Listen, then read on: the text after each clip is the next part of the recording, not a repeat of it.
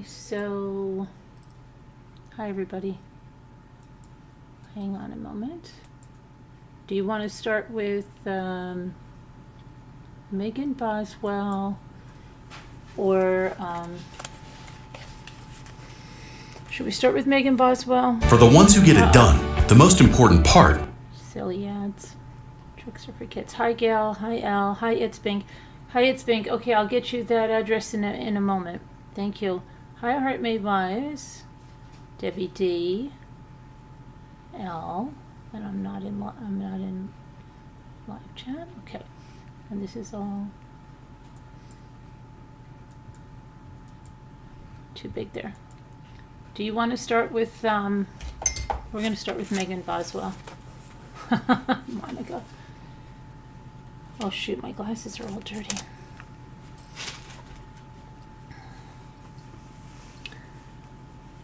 Okay, so I'll take a poll and we'll see what happens of whether you want to start with Megan Boswell, day 3, or Monica Sementilli, and that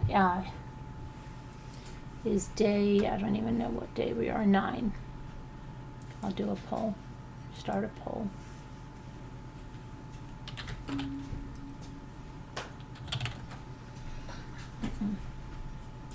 Here we go.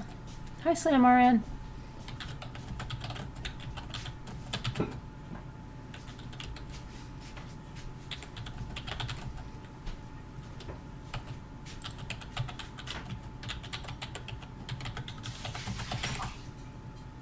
Or Monica Sementilli or Megan Boswell.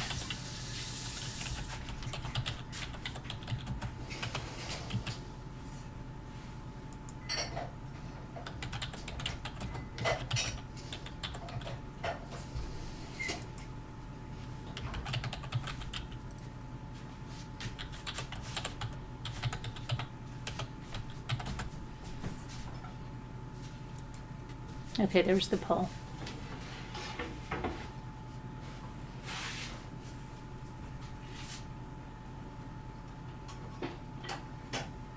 Hi, Nora Woods.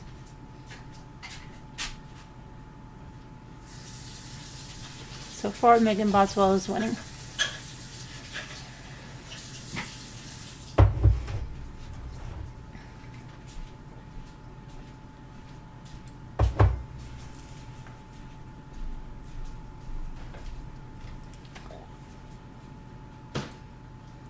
Which one are you following, Slam? Which trial are you following? Both? Or are you following only one?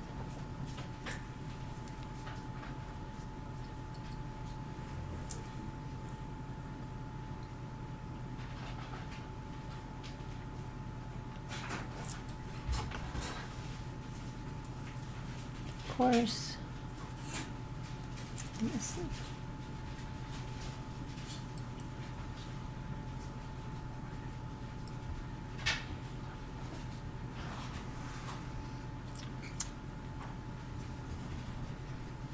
Megan Boswell is a good case, though. I mean, it's a case. I mean, I don't mean a good case. I wish it wasn't here, but I'm trying to say it's an important trial, but it's one that has a lot of stuff going on. Who still has a Christmas alarm? No, I don't know why he does the Christmas. I don't know what. Oh, Christmas Wednesday, tree. yeah. Oh, Christmas tree. Okay, so it looks like Megan Boswell wins.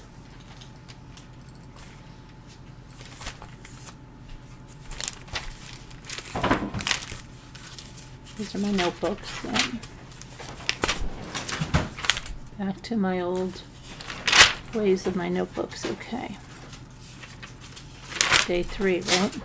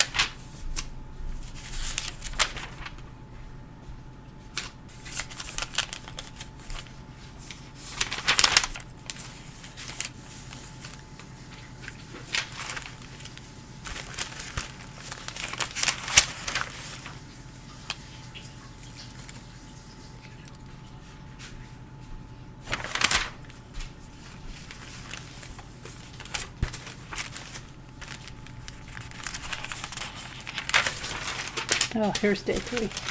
Enough, right? Enough notes. Okay, so day 3, Megan Boswell. They had that friend on from yesterday. They had to have her come back again for the cross-examination, okay? So that was that friend. Was that Bailey? I believe it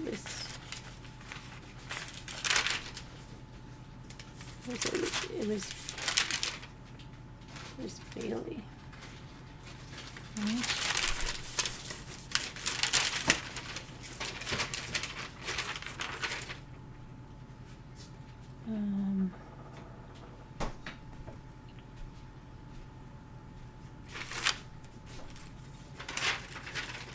Okay. Bailey, right? Okay. And let's just go to day 3. So they said, you know, the same thing that there was the cross. Did you ever see any signs of abuse? Only that she wasn't buckled in her car seat sometimes. Any signs of physical abuse? No. Did you ever see her hit her? No. Did you ever see her say or indicate that she didn't love Evelyn? No. And then they said, no, I didn't want to do this. Did she want to give her up or anything? Would she want to give her up for adoption? No. And then let's see. So overall, one consistent love was Evelyn. Yes, because they said she went to foster care and stuff. So, are you aware she had fractured or broken relationships? They're talking about Megan. Yes, the friend said. So the one constant joy she had was Evelyn. Yes, the friend said. Then Crystal Crawford got on there. She's employed by Econo Lodge at the front desk, but she does other things. They showed how many times that Megan was logged in, had checked in. She checked in on October 11th of 2019, checked out on October 12th of 2019. She checked in on December 14th, checked out on the 15th of 2019, and she then also checked back in on the 2015 and checked out on the 2016. She was there from December 14th to December 16th in 2 different check-ins, okay? She checked in, and checked out, checked in and checked out. And then she was there on January 6th of 2020 and checked out on January 8th of 2020. And then on February 22nd of 2020 to February 23rd, Bailey Hawkins is the one that got the reservation for her. But she checked in there. So they said, did you recognize her because of her case? She said, no, I knew her because she had checked in a few times, and by the time they check in the 3rd time, you end up talking to them. So she said she spoke to her about the 3rd time of the check-in, which would have been the time that the baby was no longer alive. And she said that she talked to her, and she knew she had a child, but Megan told her that her child was with her father. And she never ever saw Evelyn at the hotel. And during all the times you saw Megan, did she ever appear to be crying? Nope. Did she ever appear to be scared? No. Worried? No. And there were no questions from the defense at all. Okay, and the next person was Caitlin Carter. And she knew Megan, they're friends in college. And they're like, when you were going to college? And she's like, yeah.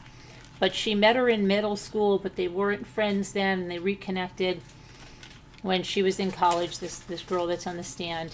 And it says, when you hung out with Megan, was she always with Evelyn? Yes. Do you ever remember Megan being without Evelyn? She said, no, not until the first part of December. And then she mentions going to December, they went to a Chili's restaurant because Megan wanted to take her friend out to celebrate that she had finished her finals or something for that semester of college. So they went to a Chili's, and she said that Evelyn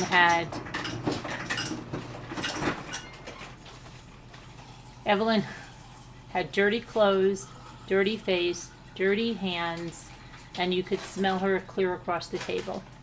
So yeah, she said it was really bad. And after that, she was like she was really put off by that. And but then after that, Megan started working at the chicken shack that was owned by the father of her new boyfriend, right? And let's see, was she with anyone at the time? No. But then she went with Hunter Wood shortly after, yes. Did she start spending a lot of time with Hunter and less with Evelyn? Yes. And she was never with Evelyn anymore, the girl said. Never saw her with Evelyn again.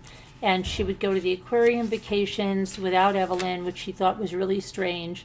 And then Megan sent her photos of her and Hunter Wood at the aquarium, Ripley's aquarium. She sent her 2 photos, and there was no Evelyn. And they said, prior to this, did she talk about and post about Evelyn a lot? Yes. And then by mid-December, was she? No. Did you ask her where Evelyn is? Yes. Where did she say she was? With her father.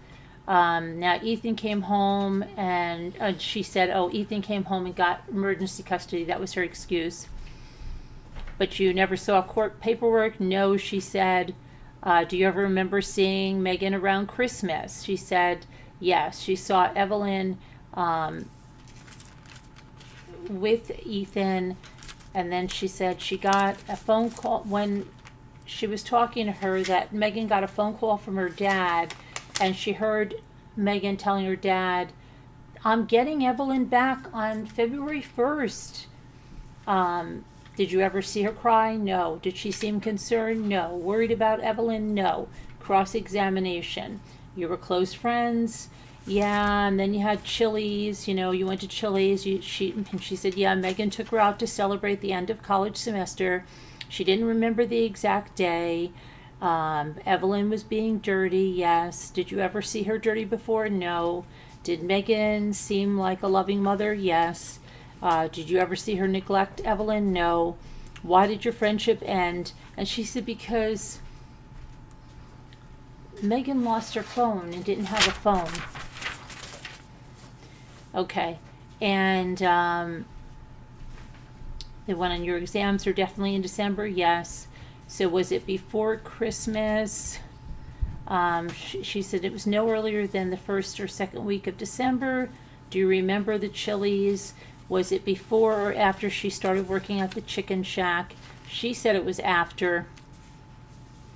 And she said after she started dating Hunter, and then this girl said, yeah. Okay, then the next woman was Mrs. Kite. She was the foster mother for 4 months of Megan from 2018 to 2019. How old was she when she came to your house? 17. She was 7 months pregnant. She said she was underweight and didn't even show. And then, you remember when Evelyn was born? She said, yes, I do. It was November 2018.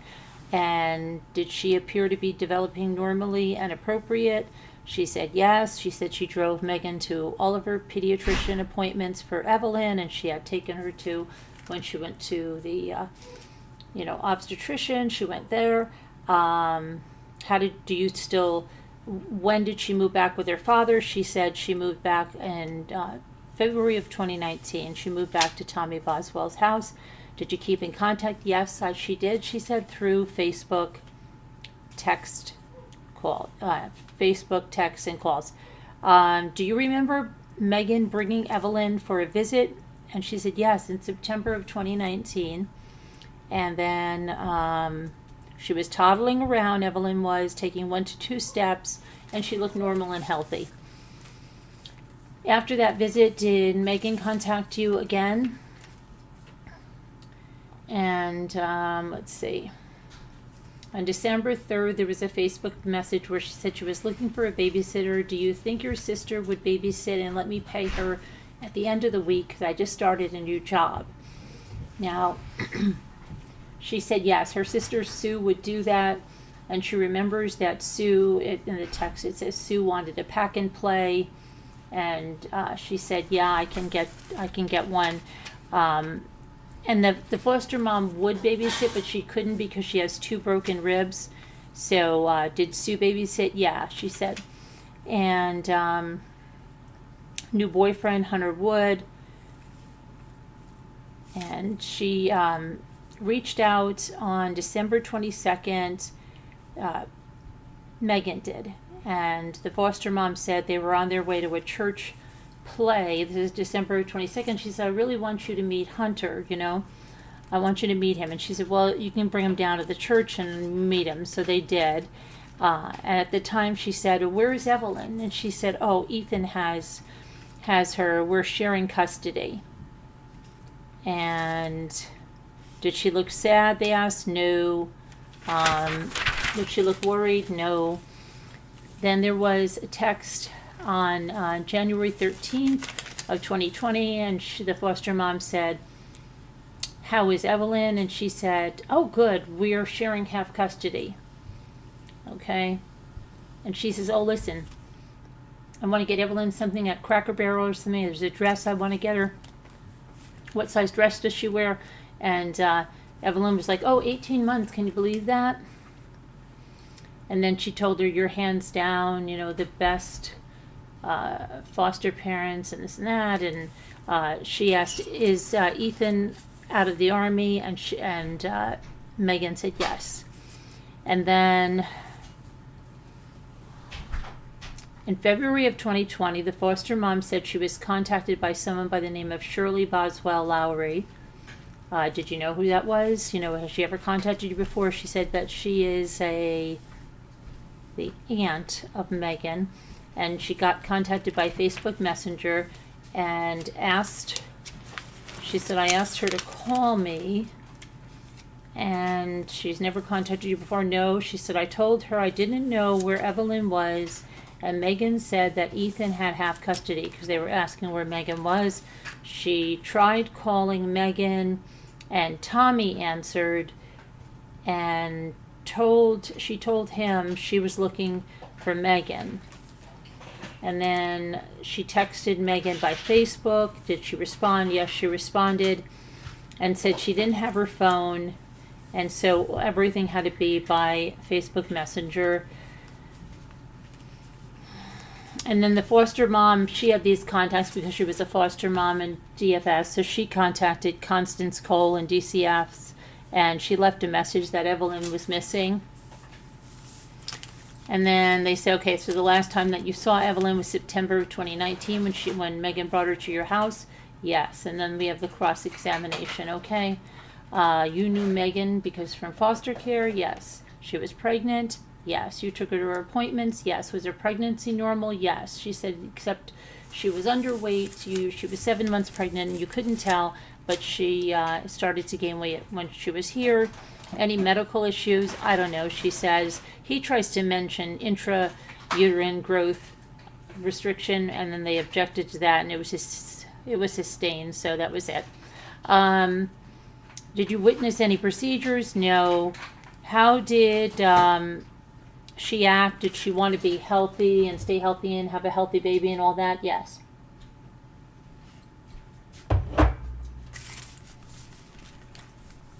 Okay. And then they said that, did she take to her baby right away? Yes. Was she a loving mother? Yes. Was she devoted? Yes. Did you ever see her abuse or neglect Evelyn? Never. She got her diploma, and then that allowed her trial visits to her dad's, and she was fine with it, so you kept in touch. And the last time you saw Evelyn was September of 2019? Yes. Did you see any abuse or neglect? No. And then Sue Whitson, that's the sister of Gail Kite, the foster mom. And she said that Megan was a foster child of my sister's. I would babysit for Evelyn. I was contacted by Megan, text messages. That's how she got a hold of me. How many times did you babysit? 3 to 4 times, and in her home, not Megan's home, in the babysitter's home. Last week of November, first week of December seems to be the last time she had Evelyn. Did she appear healthy? She said yes. The last day you babysat, she said, did you know it was the last day? No. She came late night to pick her up, 10:30. And did Megan say anything? She said no. But then a few days later, she texted her that she didn't need her anymore. She said, were there any concerns? She said that the baby had a terrible diaper rash. It was terrible. It was sore, like scratches. We talked about it the other day. And that she had sent a picture to that woman that works at the pediatrician. Remember, we discussed this yesterday.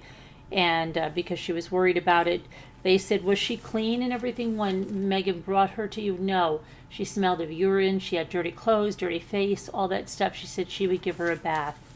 But yeah, she was always like that. The 3 or 4 times she was brought over, she was always like that. And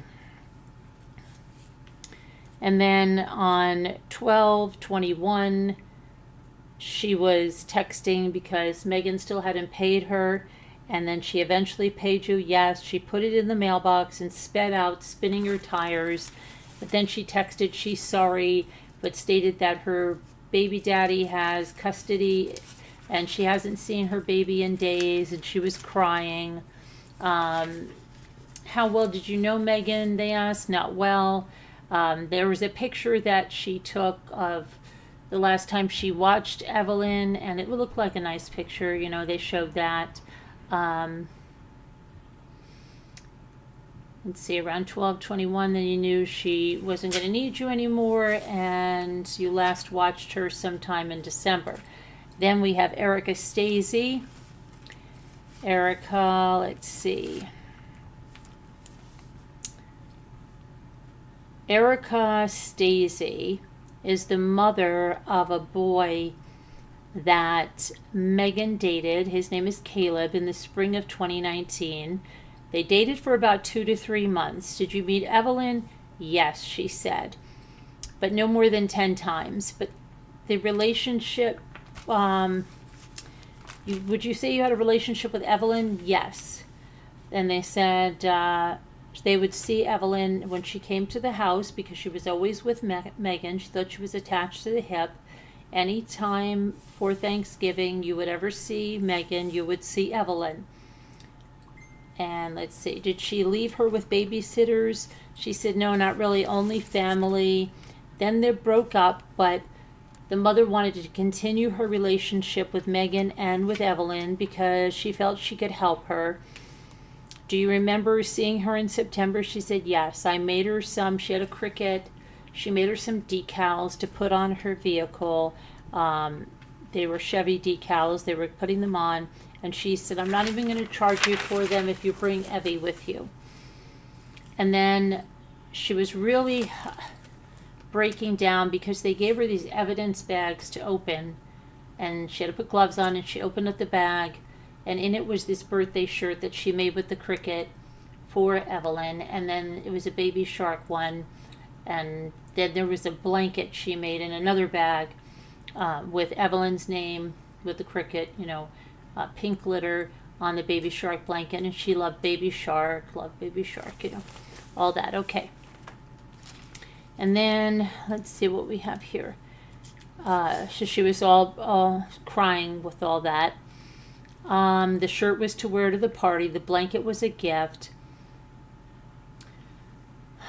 Does anything surprise you? And she said, well, Megan would say, and we heard this yesterday, except we heard mean as F and the word, but she would tell her Evelyn is mean as SHIT. And she said, I just grew up that, why are you talking about a baby like that? It's crazy. Why are you talking about a baby like that? So she found that, very not good, not good. And let's see here. You don't say that about a baby. Did you buy Christmas gifts for Maggie and Evelyn? She said yes, and Maggie was supposed to come. That's what they call Megan. Some people call her Maggie. Supposed to come. She reminds me of the girl down in Georgia sometimes, you know? The one with Quentin. I'm going to end this poll here with Quentin. There we go. Hey, Kevin Leonard. How are you? Okay. So we went to, she never came to get the Christmas gifts. You saw her twice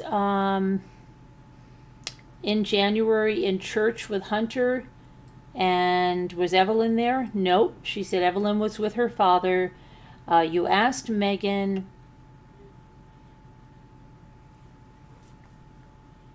where Evelyn could be because she hadn't been around.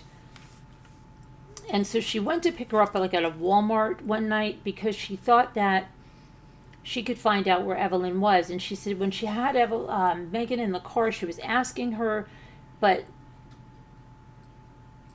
she just seemed really, how did she describe her? Her demeanor was emotionless, no tears, not frantic, none of that. And she said, do you know where Megan, do you know Megan's family? Well, they asked her. She said, as best I could. Did you see the news interviews? She said, yes. And what did you notice about them? Is that the same Megan that you knew? She said, no. She seemed rehearsed and practiced. She had,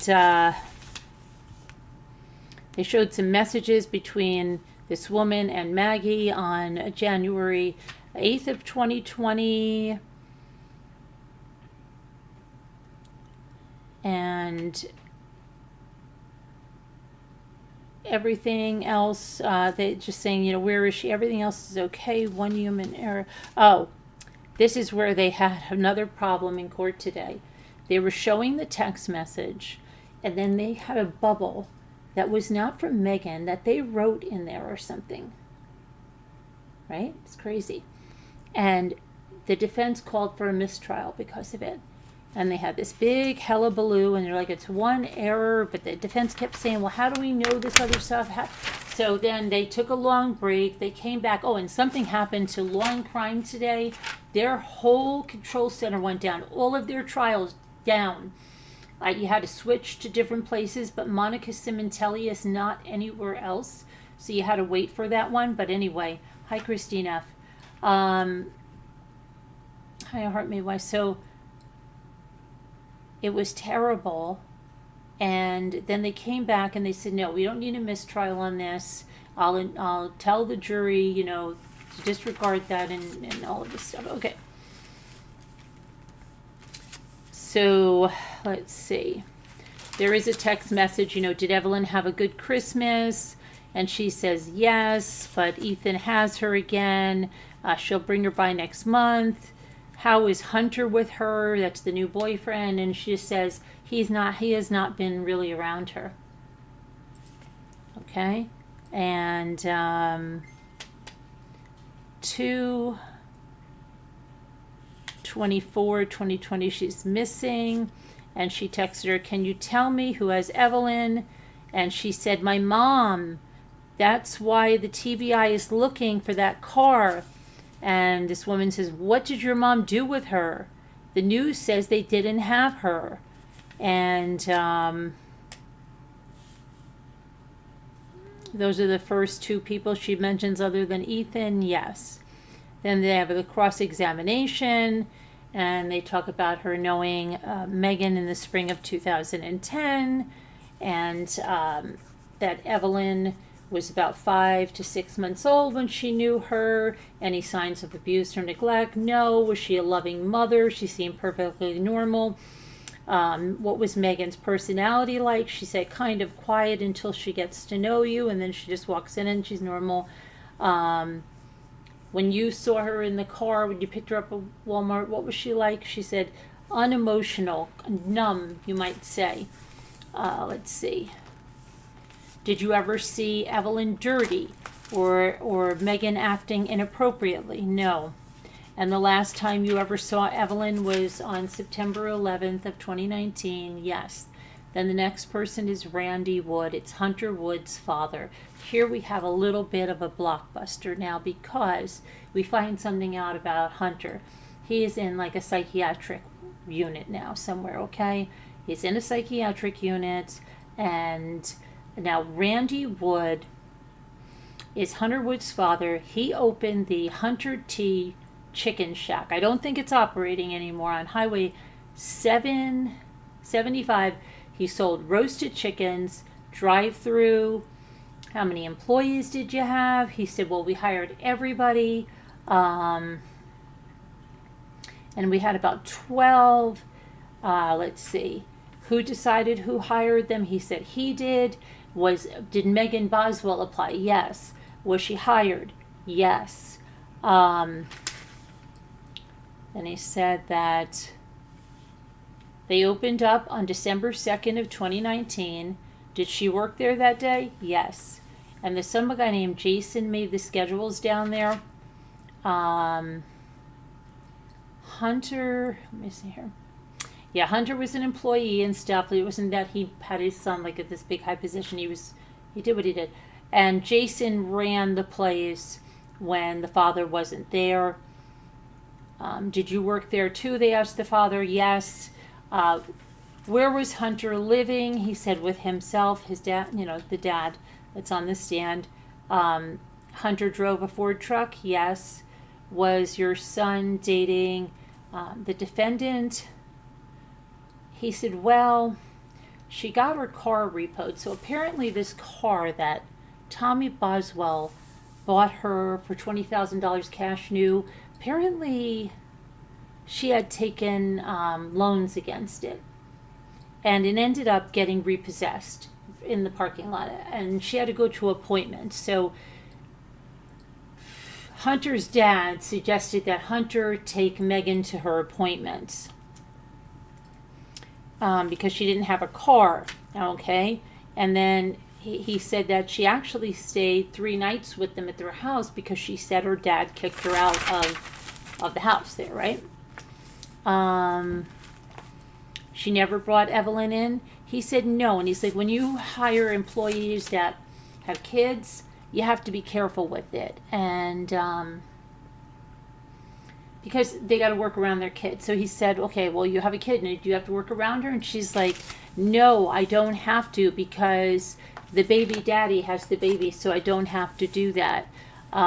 Did she work a lot of hours? She worked a lot of hours. Then they say, your son, Hunter, is in a mental hospital? Yes. Would he be able to come in and testify? No. When did his mental problems start? And he said when he got accused of being a baby killer. And he said some days are better than others. Some days he doesn't even know who I am. And he just said he's unable to testify. He doesn't even know if he's ever going to live any kind of a normal life ever. Okay? Okay. And let's see, here we got cross-examination. So they said, so your son never had any mental problems until he was called the baby killer, and since then, he's having hallucinations, and they think he might have schizophrenia, and you say if he was brought in here, he wouldn't be able to testify. And the father said, yes, that's exactly what I'm saying. He talks about things that you don't know what he's talking about. They said, are you aware of him saying something that he says, like, people are stealing his thoughts. Were you aware of that? And he said, no, I wasn't aware of that. Then that witness was dismissed. Then Ethan Perry comes in. Okay, now, up until now, we had thought that Ethan Perry was the father of Evelyn. He's not the father of Evelyn. We don't know who the father of Evelyn is right now. But let's see. So we have Ethan Perry. They dated in high school. Megan was 13, Ethan was 15. Let's see. They dated until Ethan got out of high school and joined the Army. He lived with his grandma and step-grandfather. No, this is where I'm getting confused. He lived with Sherry and, is it Paul and Sherry? Carl and Sherry Berry. I'm sorry. He lived with Carl and Sherry Berry. Now, Sherry Berry was very, very sick. She had a very advanced stage of cancer. He said that he graduated high school, and within 10 days, on May 31st, he joined the Army, and he was stationed first in Fort Benning in Georgia and then in Fort Polk in Louisiana. But he kept in touch with Megan still. He didn't sound like it was this great love affair, okay? You were still dating, yeah, but you had to send letters and maybe later on texts. In the winter of 2017, it was Christmas. He went home with Carl and Sherry Berry, saw Megan, but he can't remember much about it. It was not a healthy relationship, he said. Sometime in 2018, she says she's pregnant. There was some discussion about who the father was, and he just felt that the announcement was so delayed that she would have known sooner. And initially he kind of rolled with it, but after he took his blinders off in November of 2019,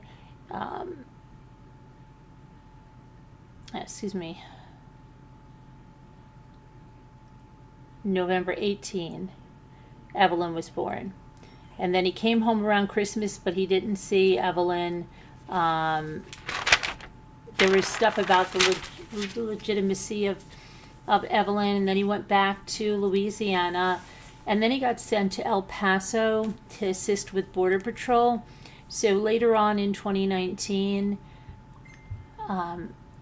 Megan showed up in El Paso with Evelyn, and she took a picture of like a hotel, and then he told her where to stay, and while she was there, he met her. They spent about 3 days together. Most of the time was spent in the hotel.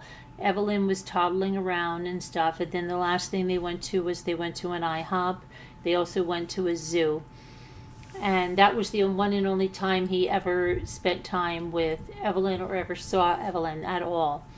And then she got in a car and drove back, okay? Let's see.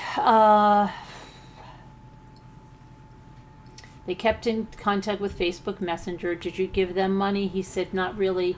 At best, he probably gave her $100.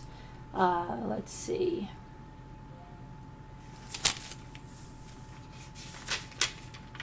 The end of 2019.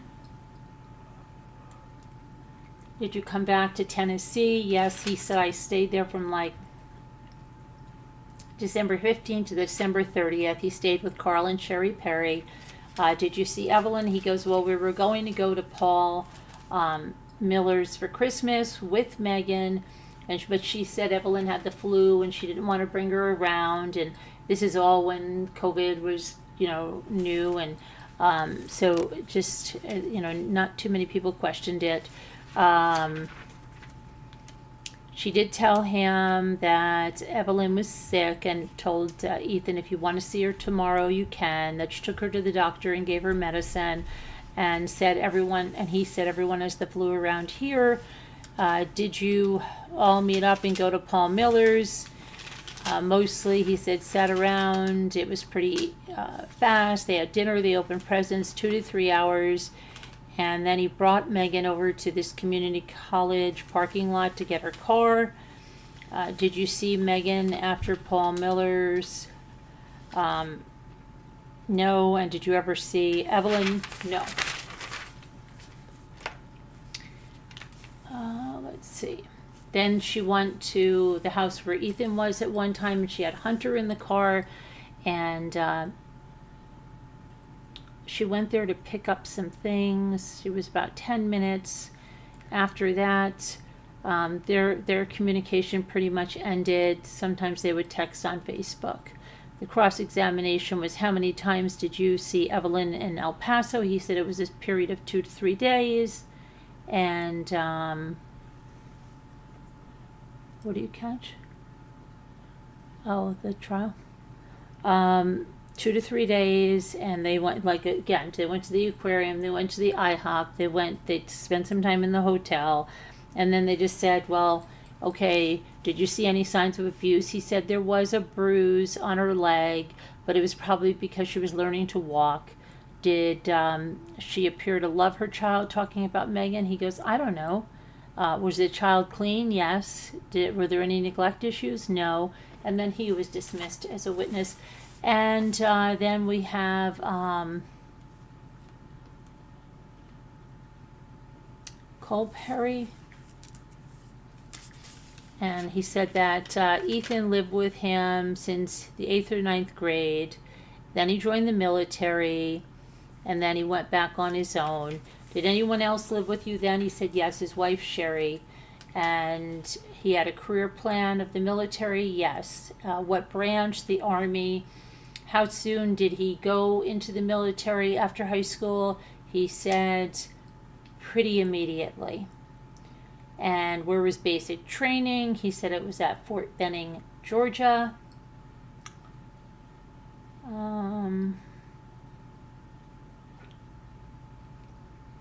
Was he still in the Army in 2019? Yes. And then he went back to Fort Polk, Louisiana. Did Ethan come to visit during Christmas? Yes, he said. I think he was staying 1 week or 10 days. Then he went back to Louisiana. Yes. While he was on leave, it said, he said he decided to stay a few days with a guy that he came out with, and then the rest of the time he stayed at the house. Christmas Eve, do you remember celebrating the holiday with him? He said, I can't really remember. Do you remember seeing Megan? No. Did she come to your house? No. Evelyn, he said he knew Ethan spoke about Evelyn, and Evelyn was alleged to be his child. And then he mentioned that he's the one that took Ethan for a DNA test, but we didn't get any further than that. Did you know Evelyn, Megan's daughter? Yes. Did Evelyn ever visit your house? No. Did you ever babysit for Evelyn? No. Did you ever meet Evelyn? No. And the police came to your house. He said yes. After dark one time they were trying to find out what we knew about Evelyn, and once they saw his wife's physical condition, they're like, what does that mean? And he just told her how bad off she was at very advanced stages of cancer. And then the cross said nothing, and he was dismissed. He wanted to say something, and they kind of shoot him off. Okay, then after that, we have Michelle Gillum, who's sheriff's office, lieutenant, internal affairs, but back in February of 2020, she was a detective in the criminal detective division, and she worked child abuse crimes. And she heard about Evelyn's case on the day. Another detective started with that, and then they met in the office with Megan, and there's an interview that's played. And there's an interview that's played, and Evelyn is lying and lying and lying and lying, just constantly lying. Like, where's Evelyn? You know, there's one thing after another. She just lies through the entire thing. She lies. And they catch her in these lies, you know, and she just keeps going. It's ridiculous. And after that, they started admitting into evidence all these pictures that they took from that, what did he call that? A barn? No, what did he call that? Oh, he had a weird name for it yesterday. I don't know what it was. But it's a shed. And there were lots of boxes with lots of items in there. And they had many, many pictures they put on there. And they put like, there were pictures of sippy cups. And there were pictures of a lot of like stained clothing. Or there were pictures of diaper bags. Or bottles of children's Tylenol. And What else? Just baby things, a baby spoons, a baby rattle, clothing, size 6 months shorts, diapers, stuff like that. Just pictures and pictures and pictures of that, okay? All right. Let's see. And they showed all the pictures of that: pacifiers, bottles, clothes, rattles, toys, baby spoons, diaper bags, medication, children's Tylenol. And that's just all over there. And that was the end of that today. Okay, so we heard from quite a number of people. We still don't know about this paternity thing and exactly when they got the information on that. So, yeah, let's see. Hello, Gail. Hello, Chris Ree. Let me see. Kevin. Linda. Hi, Linda. How are you?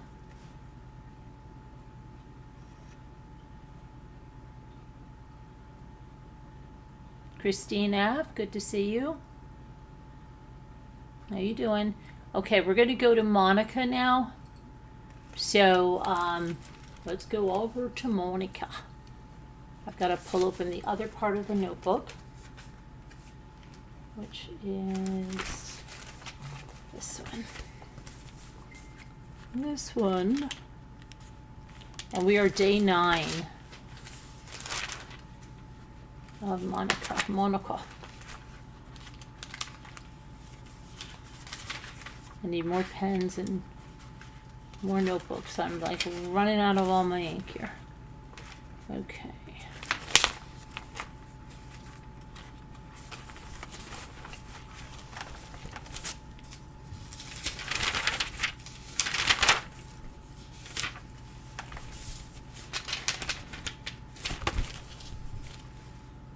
Okay, so I think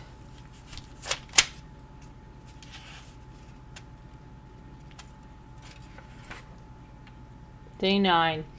So day 9 started with that, that Celebrate stuff, okay?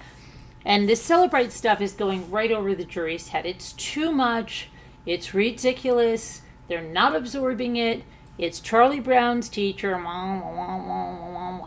And it was too much. You could see even in the chat the people couldn't take it. It's, yeah, okay, they should have kind of made it a little bit succinct, right? Okay, anyway, that didn't last for long today. As it was boring. It was hard to follow for the jury. It was too long. I fear they have zoned out. It's far too technical. The data is above the heads of most of them. I would say maybe even all of them. Yeah. It was just too much. So, next witness is David Diaz. He is a retired, he's retired. He used to be at P&G in Cody. He living in Canada. His latest role in the company was at the U.S. Head of Trade and Marketing in Woodland Hills, California, and then the VP of Sales for Cody. And he led the integration when they were merging, from Wella to PG and then PG to Cody, right? Okay. So, back in September of 2006, did P&G acquire Wella? And yes, and is that when you met Fabio? He met Fabio. Fabio had owned a salon with him and his sister. They owned them. Let's see. But he was, even though they owned this salon, they were doing something with Wella. They were part of the education with Wella, and they worked on a contract basis. And then Fabio was really coming into his own. He had a really dynamic personality. He was engaging. He had charisma. He just had it all together, and he wanted to change careers, okay? So he started to talk to this David guy a little more, and they thought, okay, well, maybe you can come on as a permanent employee and you can lead the education division. And so in 2010, he was promoted. The thing is, he would have to move to the United States. They wanted him to be in the education division, okay? And they had a dinner. Did you have a dinner? Yes. To get Monica on board, because he said, look, she comes from a big Italian family. They're all here in Canada. This is going to be a big change to get her to move to California. Can you guys come on and help me with this? So he went with a couple of other people from the company, and they spoke to Fabio and to Monica, and they discussed that, look, you're going to get like so much stuff with this company. This company really takes care of you. You're going to get moving expenses. You're going to get, all your costs there. You're going to get a housing subsidy. You're going to get money to buy a car, lease a car, all of that. So there were a lot of perks with this company. And, you'll also get more stock options and more income. And you're going to get support to buy a car, and you're going to get support for your family, because this company cared about like the extended family. They cared about the wife and the kids, and that they would help things, especially with moving and stuff, to get everybody situated and good, because they wanted things to be stress-free.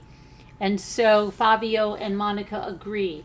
Yes, let's relocate in the summer of 2010. Let's relocate, okay? And after they moved to Woodland Hills, what was your relationship like? And he said, well, he remained, David, in Canada, but he was a mentor to Fabio, and he would have dinner every time they came to town. So he came to California, a few times here and there. And then David moved to Australia for a little bit. And shortly before the murder, David was living in LA. And that was 2014 to 2018. And he'd been invited, to Fabio and Monica's for lunch, and the wife, sometimes his wife was there, sometimes his wife was in Canada. But there was a different time he was invited to the house for like a lunch, and Fabio and Monica were both there, and they had pizza. But Fabio took him to the garage, this guy David, and he showed him a new Porsche that he got. And he took him for a ride, and he went to say that Monica was not happy about the Porsche because he didn't tell her that he was buying it. He just brought it home. Now, on January 15th of 2017, just mere days before the murder, it was a week before, did you notice anything different about the relationship between Fabio and Monica? And he said he saw them, always like a loving couple, but now they're like a little bit cold. And then there was the comment about the car, and he was like kind of asking for David's advice, right? And then he said, what would it be like if I went back to Canada? And David's like, do you understand, if you go back to Canada, you're going to be taking a step down. This is a step down. You're making like a really good salary right now, and you are like a permanent employee with the company, and you have all these stock options and all this stuff. If you decide to go back to Canada, it's going to be at a big pay cut, and you're not going to get a lot of things that you have right now, Why do you think you want to do that? And he just said, I don't know. Maybe things would be better or something if he was in Canada. And let's see what he said here. He said it would be a step back, and Fabio said he may be willing to step down. And then again, David said, but you wouldn't have the things that you have today.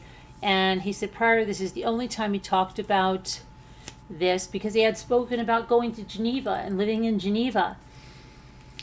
But now is the only time he talked about Canada, and it was a private conversation. he seemed to have changed, and he seriously wanted to consider moving back to Canada. And let's see, and then he said it's a definite. It's 1 to 2 steps below where you are right now.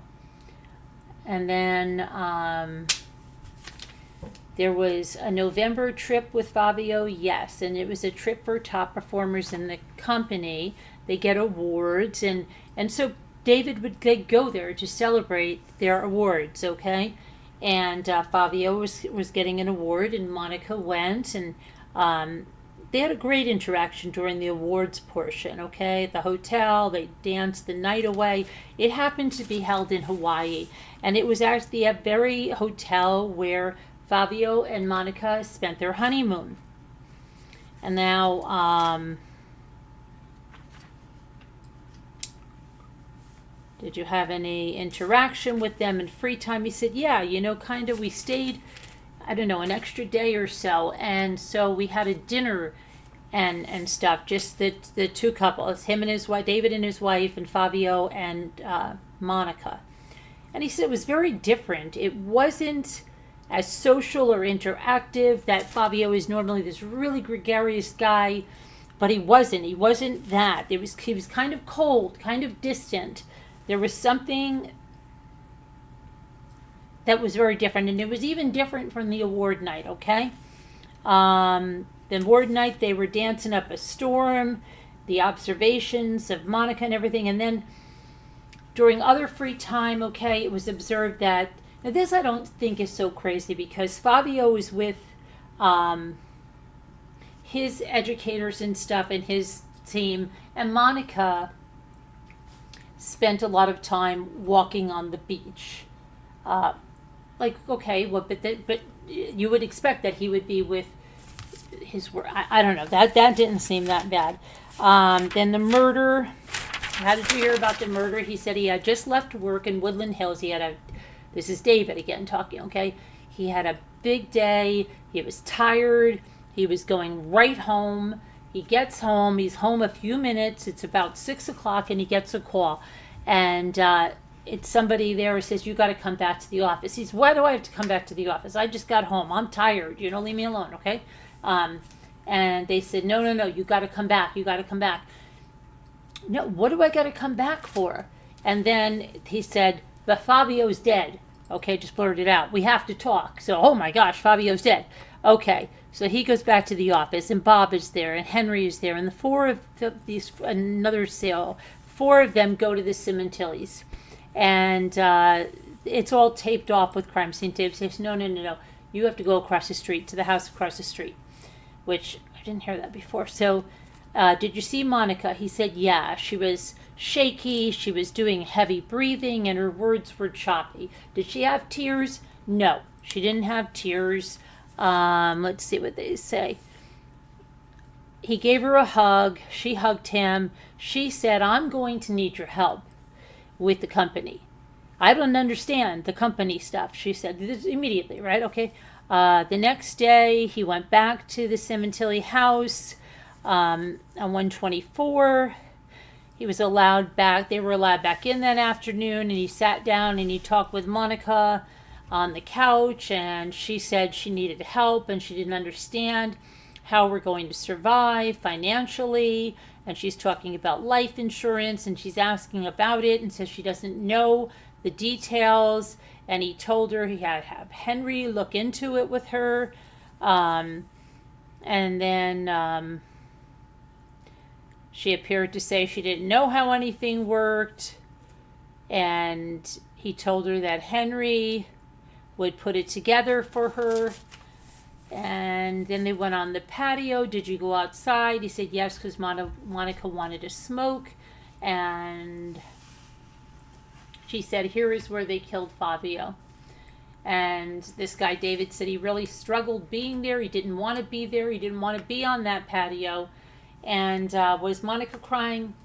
He said there were no tears. She was doing the heavy breathing and the choppy words. And everything was cleaned up, yes, but Monica was pointing out there was blood here, there was blood there was blood here, and look at this, she said, look at this vinegar. Why were they using this vinegar? Does this kill DNA? What's going on here? And she was just pointing out all of these things. And he went back a few days later with Henry. Let's see. Again, he had some news to share with Monica, but no tears, just still had some choppy words. Did you attend that wake service at their house? Yes. And he shows that it was all around like the pool area. There was quite a large attendance, quite a few people congregated around there. And anyone you didn't recognize, he said yes. Most people were from the company, but he shows a photo of a guy in a leather jacket, and that is Robert Baker.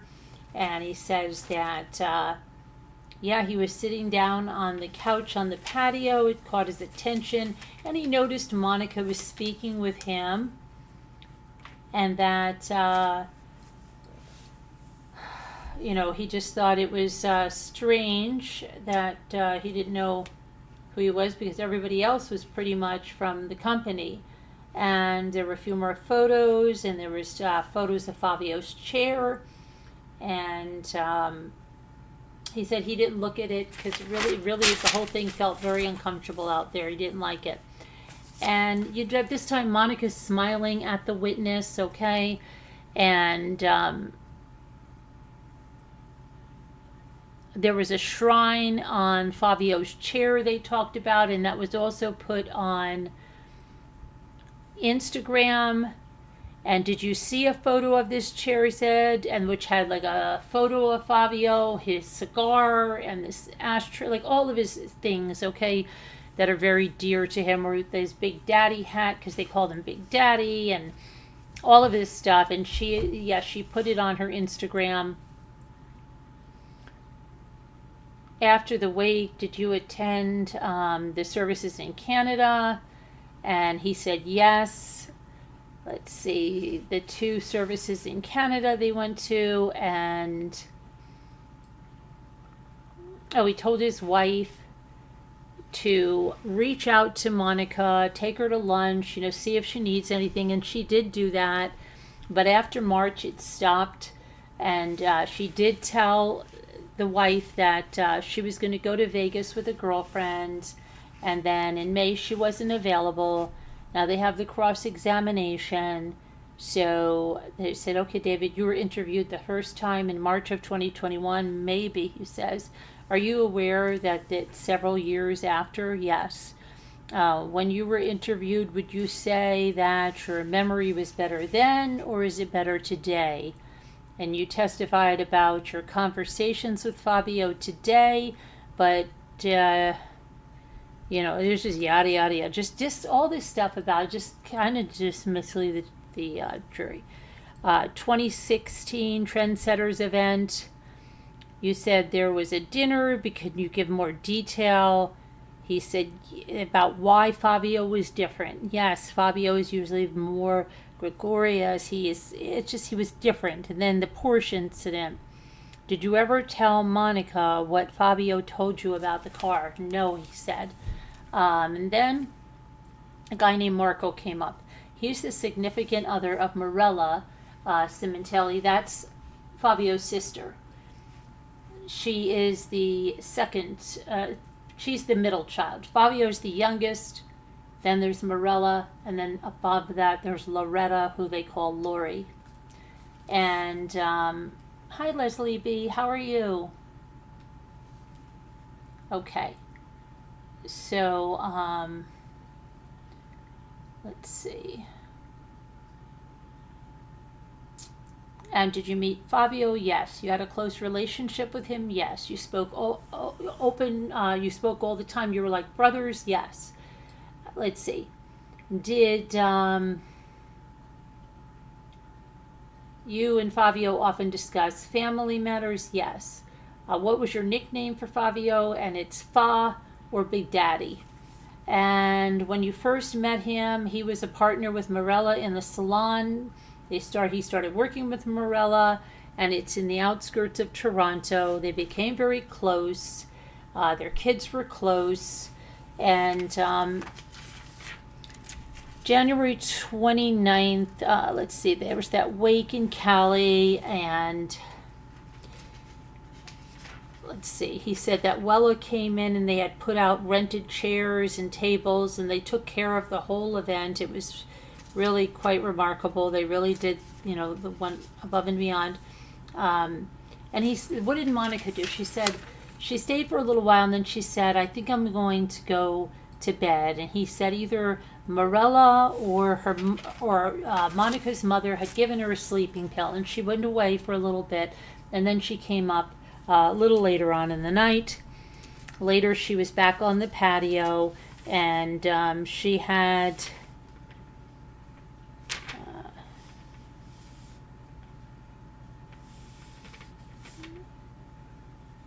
there was a different individual over by the fire pit again. This is that Robert Baker. Then they showed a text that he was working on a note for her to send to the insurance company, and they went through this. There was a draft of an email. Well, I guess he has a way, he's a wordsmith or whatever he is, and Monica isn't. So he drafted this email to send to the investigators, insurance company, and all that about the insurance. And let's see. So they were texting about that, right? He showed a draft of an email for the insurance company, and then he texted on May 30th, did you receive an email? And yes, and she said, should I use that email? Should I CC the police captain too? And he tells her, yes, send it to the police and the insurance and the police captain as well. And then he told her, when she didn't hear anything back, you reach out again and you get a response. If not, send another email saying, please respond with an acknowledgement of the email. And then they said, am I correct? Monica reached out for home and cell phone records. You asked her which phone records, and they're looking for cell or home, and she said something about the cell. I'm really not too close on that, I think, because they were having interference with the feed, and that was messed up there. So hope you get some positive news so you can move on. Morella's daughter was graduating medical school. That's the one they went to back in New York when Monica told us about that, right? No. Her father died. We'll get to Morella. Her father died at 39, Slam RN, not her husband. Her father. Yep. I'll get to that. I'm not to Morella yet. Prosecutor put up a pic of Monica smoking a cigar. As they said, it was a cigar lounge, and Morella had arranged that, and they went with her.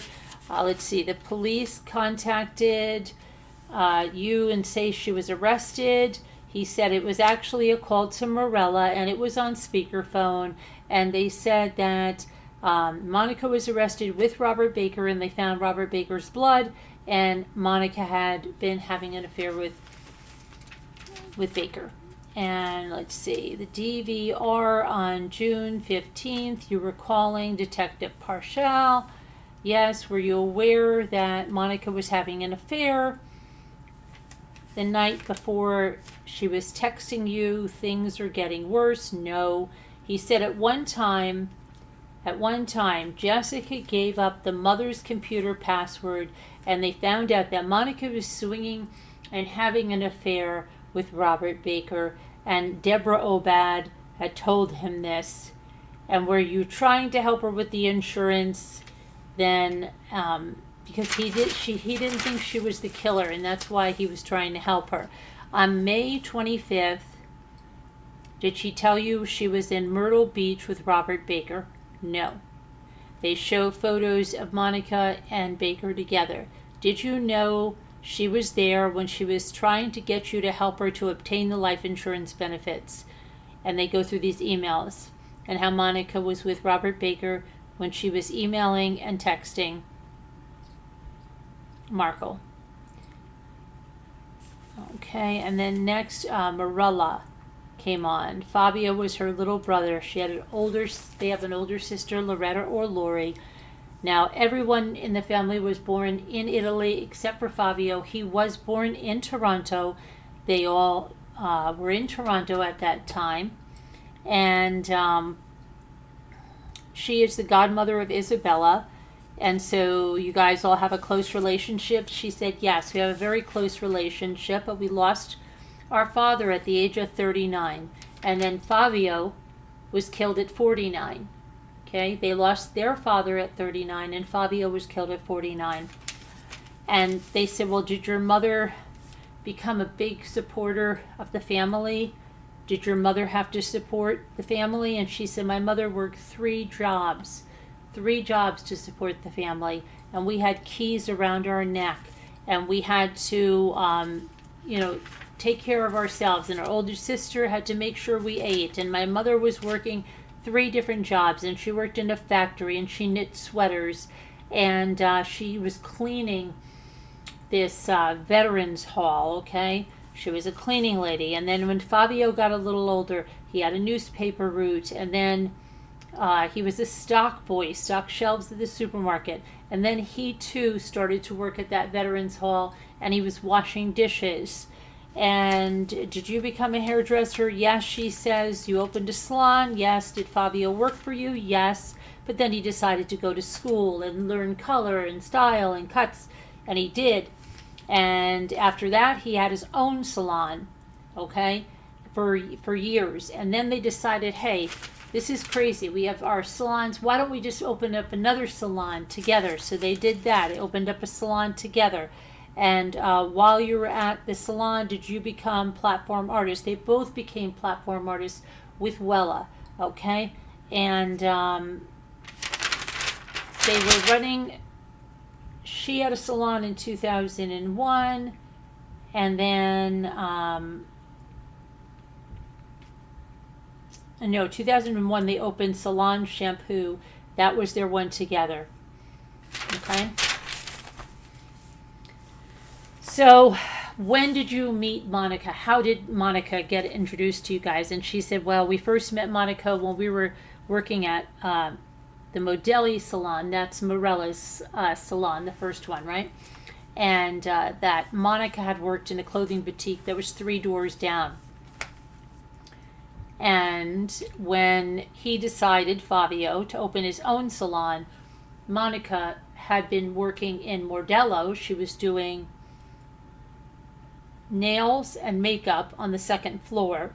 But then when Salon Fabio opened, Monica moved with Fabio. Now, Fabio had been married and had, I want to say Sergio, but it's Luigi, okay? Anyway, Monica moves with him to that other salon, that Salon Fabio. She did the books for him. She did business stuff. He was divorced by then, and then he married. Then he married Monica, okay? And after that, Fabio and Morella opened up a new salon, and Monica then again did the makeup and nails on the 2nd floor. Were you close with Monica? Did you think of her as the same as Loretta, another sister? She said yes. And they show a photo of all 3 women there, right? When she married your brother, did you and Fabio get close to all of Monica's family? She said, yes, we're very, very close. Absolutely. Close to Fabio's daughters, everything. Did you also work for Wella and travel to LA? Yes, she said.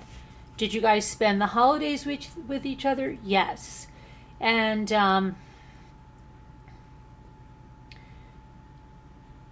they show the patio and Fabio's favorite chair. And when Fabio and daughters moved to Cali, did you keep in touch? And who handled finances? She said Monica handled it all. And she was the one that communicated with Luigi's mother and arranged for child support. And she said yes. And she was so proud of that she took care of that. family events and scheduling and everything like that, Monica took care of it. Because Fabio said, anything you need to know about my schedule, better ask Monica because she's doing it, okay? Then Fabio had an assistant called Alicia Truesdale. She was his assistant at Wella, and let's see, was Fabio close with your mother? She said yes, he adored her. And then they're showing emails from Wella, and did you know Las Vegas, there were awards that they won, and the competition was very strong, but they're a really strong team. She said she remembered an evening they planned to be at home, and she had to speak to him about something, but she just thought there was going to be some kind of a spread, food, drinks, stuff like that, and there was nothing. It was so unlike Monica. She would normally have food, she would normally have stuff. She had nothing. And so that was weird, okay? And she said she didn't extend her trip. She usually does, but it was so odd and so weird. And so, how did you find out your brother died? And she said because she was ready to start a conference call, and she had to get on this conference call, and her phone was ringing, and she kind of just, sent it off to, you didn't answer it. And then it came in again, and she picked it up, and it was breaking up, and it was Monica.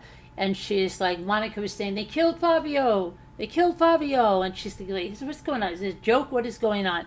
Didn't even sound like Monica because it was breaking up. And then the daughter grabbed it, and she said, they killed Daddy. And she starts breaking down on the stand, and you say, had you spoken to police? She said, no. So you flew to LA? She said, yes, the whole family, and the mother was recovering from cancer, so it was really hard to tell her. And they landed on 125, and they went to Monica's, and they said Monica looked distraught and upset. And she was holding Fabio's sweater, and she was sobbing, and and she took them around and showed them, this is when she's showing the vinegar and saying, can you smell this? They were using the vinegar. Oh my gosh, they were using the vinegar. Did they use this to get rid of the blood, of the DNA evidence? She showed blood stains that had been places but were cleaned. And then she showed some blood stains on the door, I guess that didn't even come out with the cleaning, and said, what's going to happen? The insurance company is going to have to paint this. And let's see. She said that she showed the master bedroom, and she told them that the people broke the safe and opened it up, and then she was starting to look in Fabio's pockets, and she's finding about $800 in Canadian money, which she gives to his mother, and just started acting angry, she said, and just pulling stuff out and just acting a little bit crazy. Monica's family was there. Wella's sending people there. They're sending food. They're sending so much food to Monica's house that eventually Monica's mother says, stop sending the food. It's so much. It's more than they can use, okay? Then we talk about the insurance. The guys from Wella are going to take care of Monica. The three girls, maybe replace the DVR. Monica stopped and said, no, she's fine. And they're saying, but why don't you let them get you some security and stuff? No, I'm fine. I don't need that. She said they were not scared. Sementilli power, no negativity here, And then I talked about him having a colonoscopy and dropping off a weed whacker. I thought it was a water power washer. Anyway, let's see. So, did you have another, okay, there was another day when Monica and Marco, who's Morella, the sister's significant other, went to go retrieve Fabio's Porsche. And while they were gone, a neighbor came across, and the neighbor had some DVD security footage. And Monica's mother said to everyone, hurry up, go watch that before she gets back. Well, when Monica came home, did you tell her that you watched that? She said, well, we did, but she was so upset. She said, you guys watched it without me? Did you see faces? Did you see skin colors? Was it clear? What were they wearing? And Morella said, look, we didn't do this for malicious purposes. We didn't do this for malicious reasons. We didn't. Did you keep in touch with Monica? And they said that she would ask Monica if there's any leads or any answers, and she was like, you know what, I want to call the detectives. And they said, no, she said, you're not calling them. They're only dealing with me. And then she was still saying like she didn't have money. She had to get rid of the gardener. She had to get rid of the pool people. She's trying to figure out why law enforcement will not release her and the children. Did she ever tell you she was getting Fabio's salary for 6 months? Nope. Did she tell you she was going to Las Vegas? Yes. Did she tell you she was going to Myrtle Beach? Yes. She said she wanted to walk this golf course that Fabio wanted to do, and she wanted to do it by herself in order to honor Fabio. Yeah, and that's a great one there, right? Okay. Now, Fabio had been planning a trip for his 50th birthday with Marco, and so she was going to go do this, right? Okay. So then the sister finally says, send Marco those details so he can help you address the insurance properly. And this is when he starts to make these messages, these emails for her, okay? Then Monica found out that Morella's son called the investigators, and in a stern voice she told him, don't ever call again. At some point, did you talk with Monica around a Memorial Day? And then at some point, she said Marco's there, and I think they're in a garage or something smoking, and Monica says she is a grown arse person. If she wants to F, she's going to F, okay? In front of Marco, she said this. Did you talk with Monica about a fund for college in lieu of flowers? And she said, yes, they set it up, but then Monica changed the girls' names and took it off there and just put it in her name. And she said the reason she did that, she didn't want the girls to know they had money. Okay. When Monica went back to Canada, where would she stay? And that was with her mom. And let's see, the viewing, the mass, the cremation.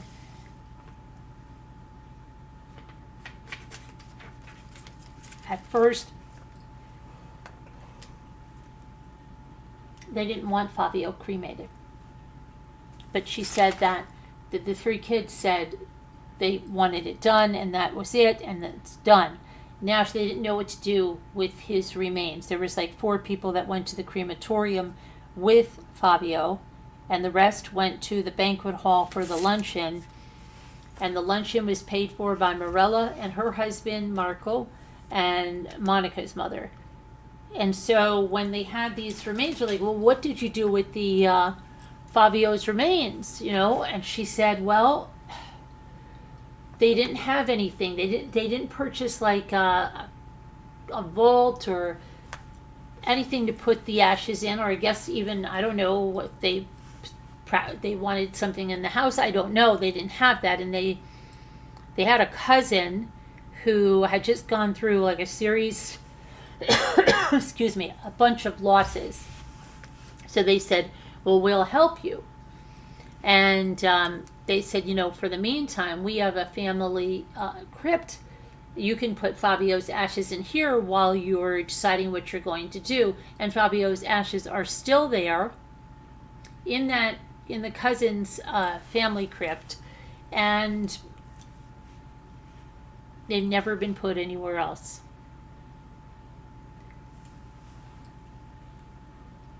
And that was the end for the day. That was the end for the day. Anybody have anything that I missed or anything that stood out? You can go and type it in now and let me know.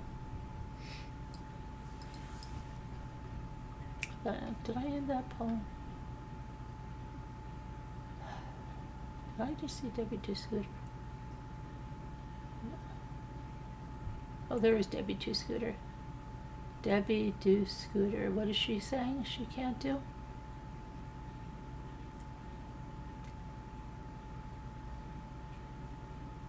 Hi, easily distracted. How are you?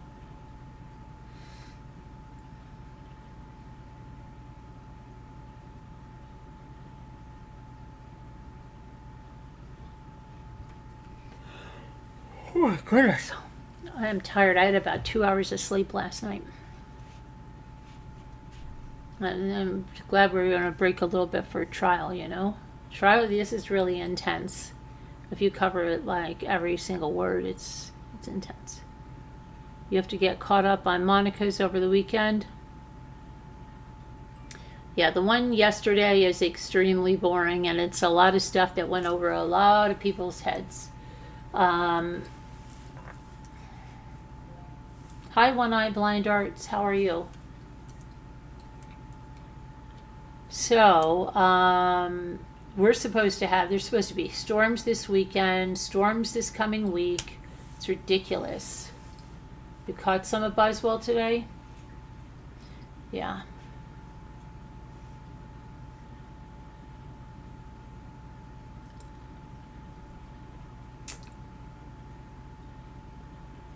Your grandson is due next week.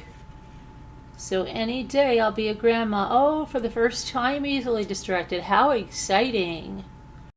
How fun. You were following Griffith. Griffith's been over, Kevin.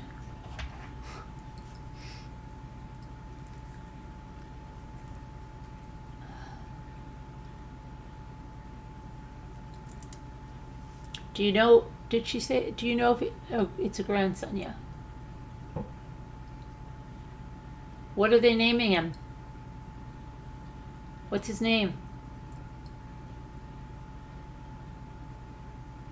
What's his name? Waiting out the storm? I know.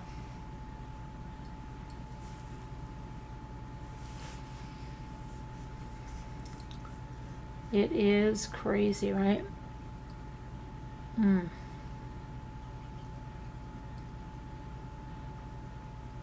You forgot to tell what Fabio's mom said to the murderer. Let me think.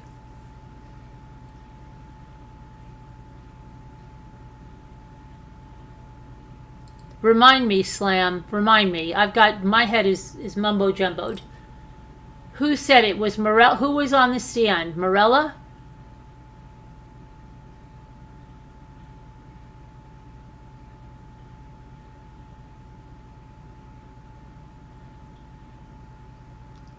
First grandchild. Don't know his name yet. That's the surprise. Here we have 5 to 9 inches. Yeah, we have snow already. Yep, snow and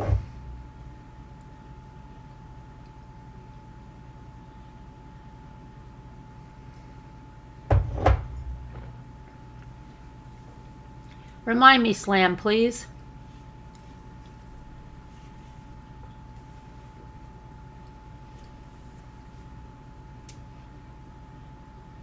I had a crappy feed on some of that, so. Yes, Morella.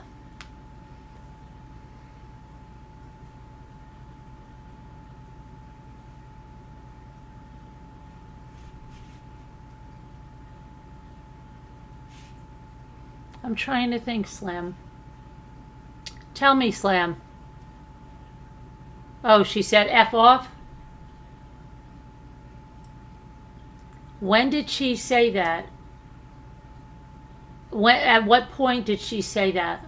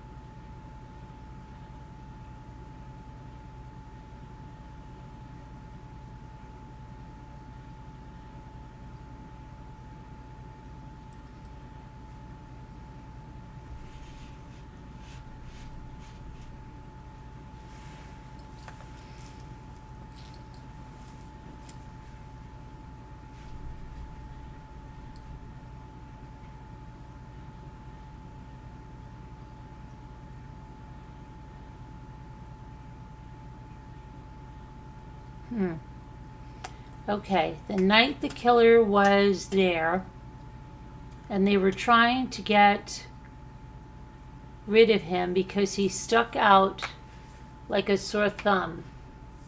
Oh, okay, so she said, get the F out of here? I'm going to have to go back and I'm going to have to go back and listen to that. I missed that. A few days after the murder. I must, because there was a, did you see all the buffering with Law and Crime? It was terrible. I had to watch Boswell on another channel. I think it was Court TV. They had the feed coming in. The, Law and Crime went down totally today. It's terrible. I'll have to check that out. But I'm going to put on word cookies. And let's see.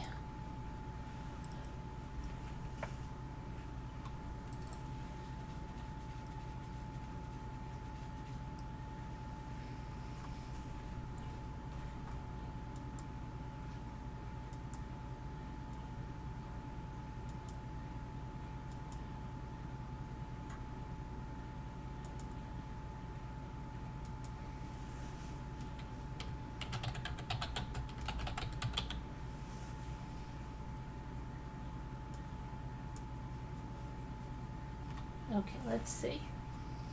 Let's see.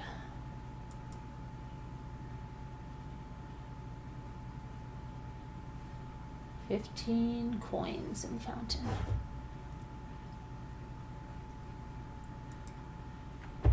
Okay. Oh no, I don't need the bake off right now. I need the daily puzzle, please. Okay.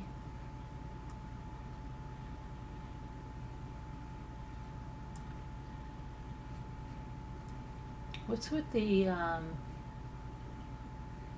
still have the, usually mine are all snowflakes even, and now they're not. Isn't that funny? They've been like that all year. Isn't that crazy?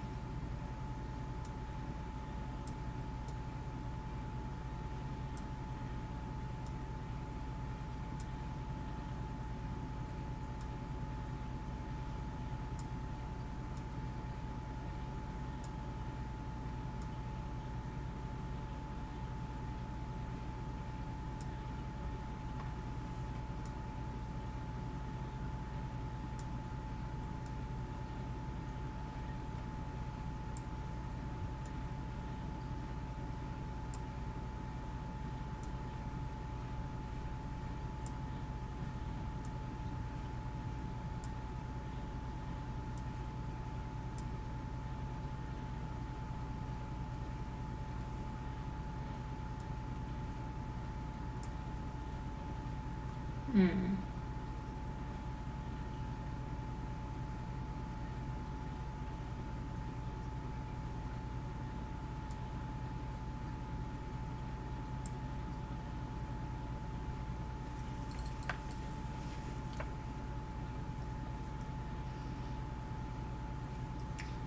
Okay, so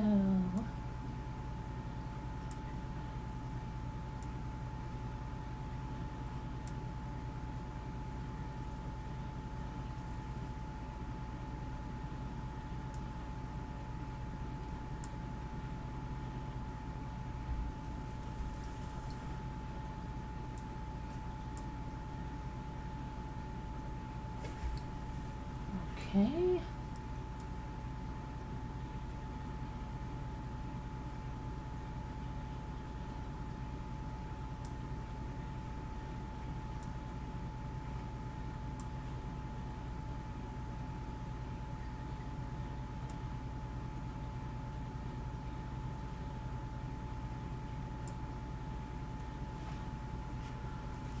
Oh, let's see.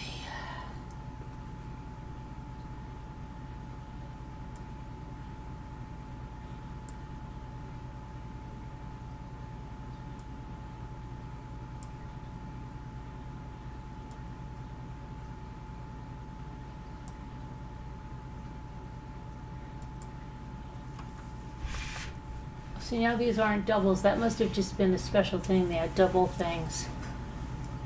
You got 2 for 1 or something.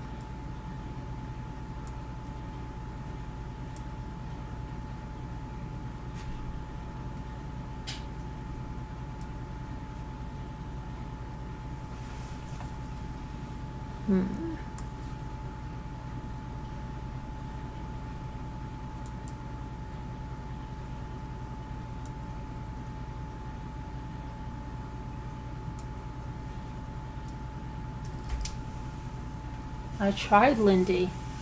I tried Billy. Oh, I did. I thought I did do blind. Oh, I did blindly. Okay, blind. And then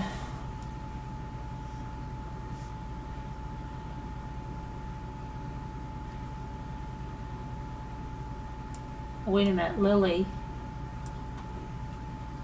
Right. And between D and L, Lily.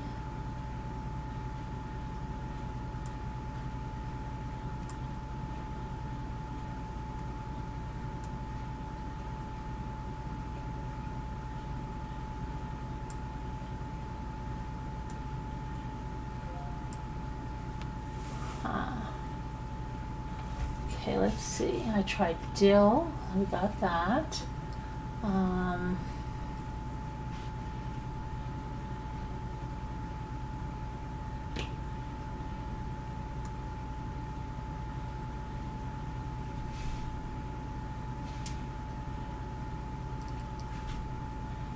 Can't think. Let's see. Blind.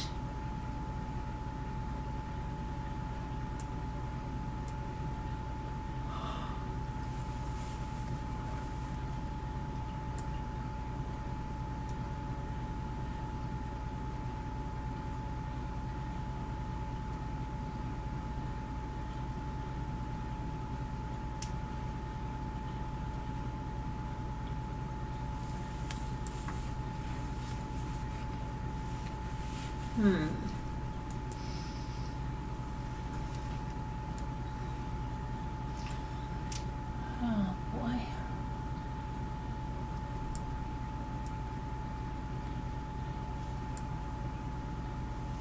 Nilly, I thought I tried.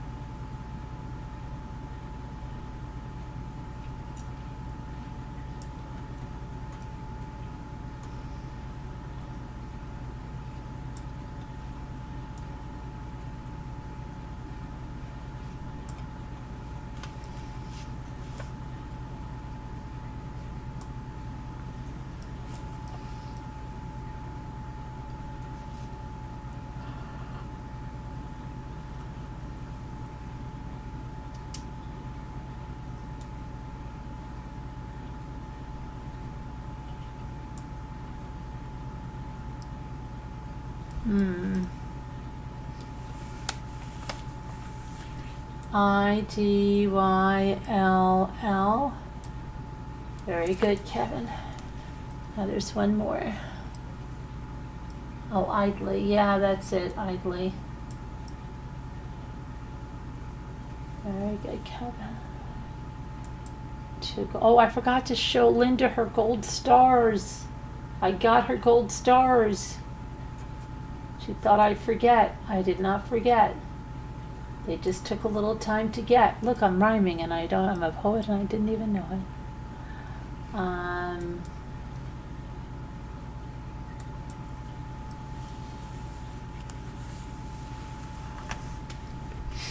See if I do. Oh, you can rap.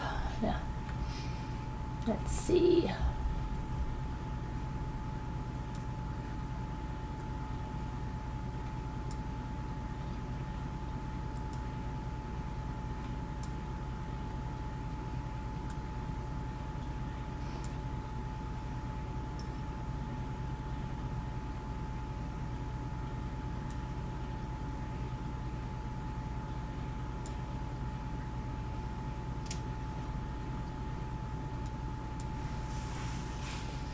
Okay, let's see.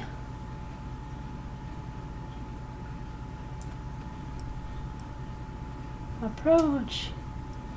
It's a dance. It's a dance. What's a dance? What's a dance?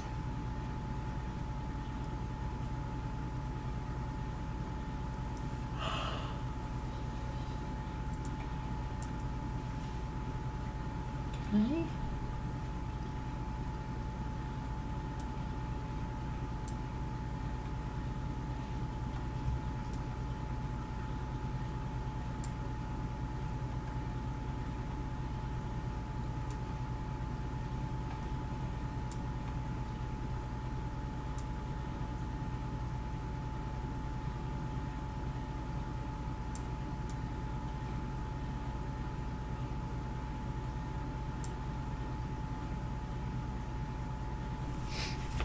Let's see here.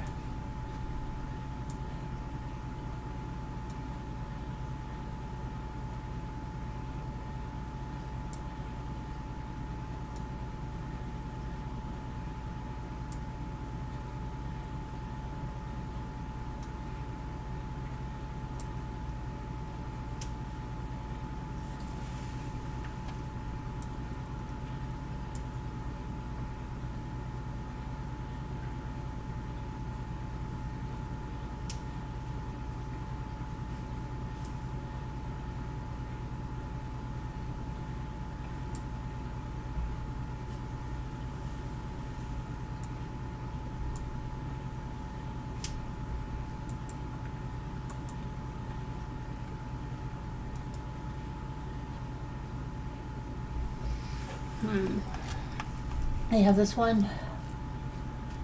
Approach.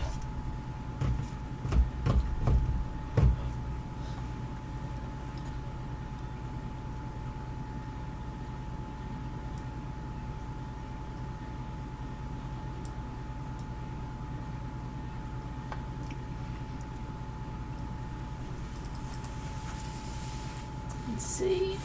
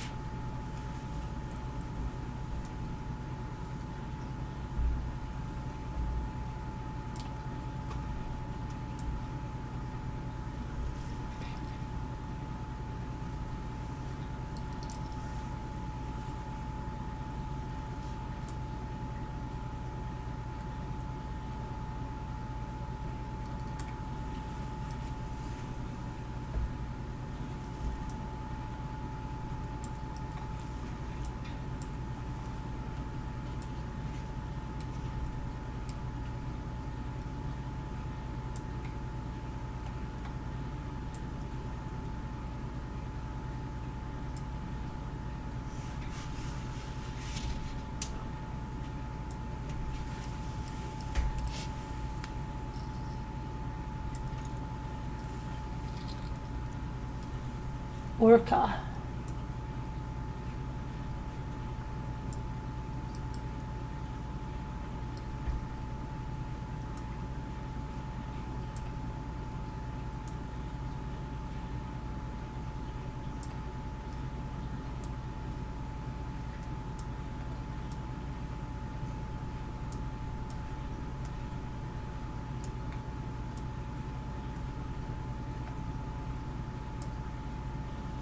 Huh. Crazy. Let me see.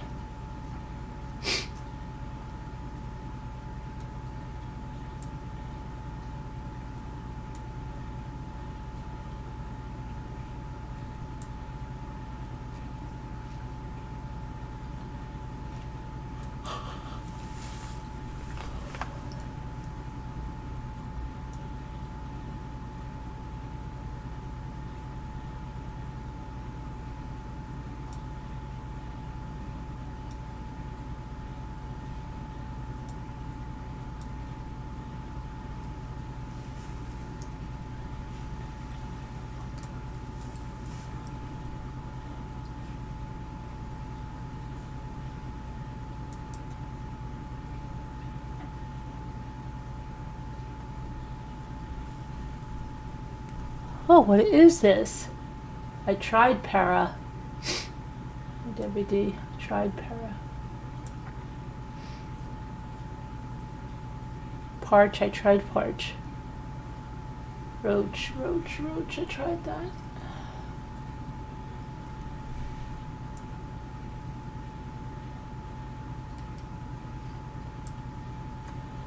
I have to leave this one for tomorrow, I think.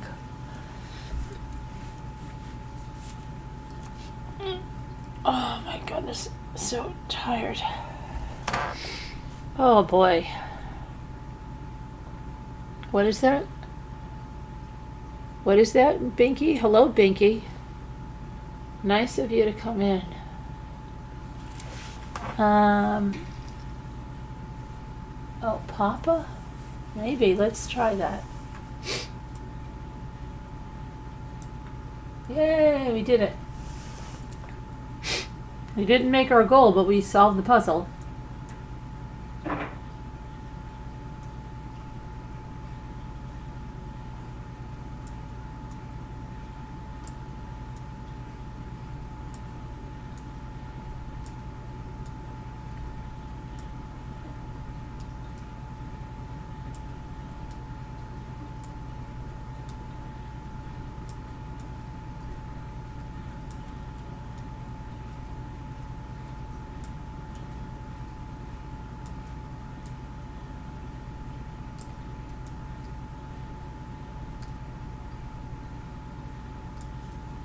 Okay.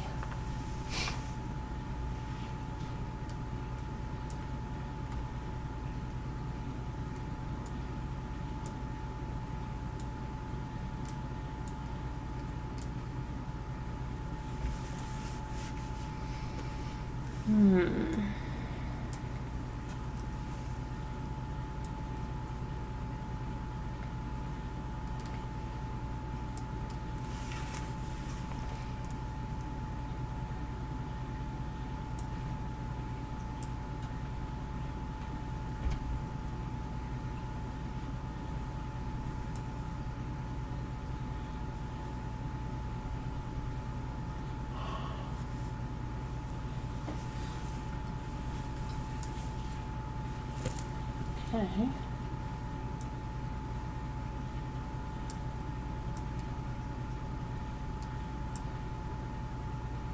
That was easy. It's time for bed, yeah. It's time for bed.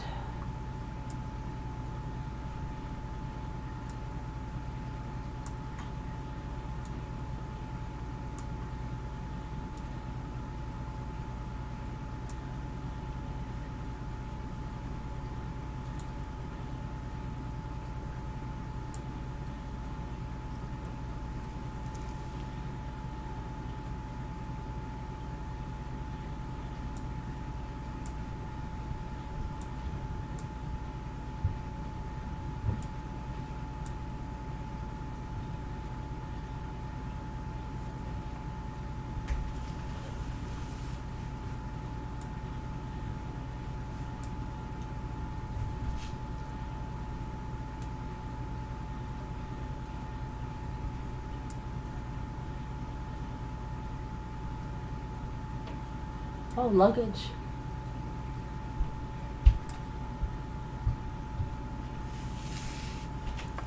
Very good. Luggage. Let's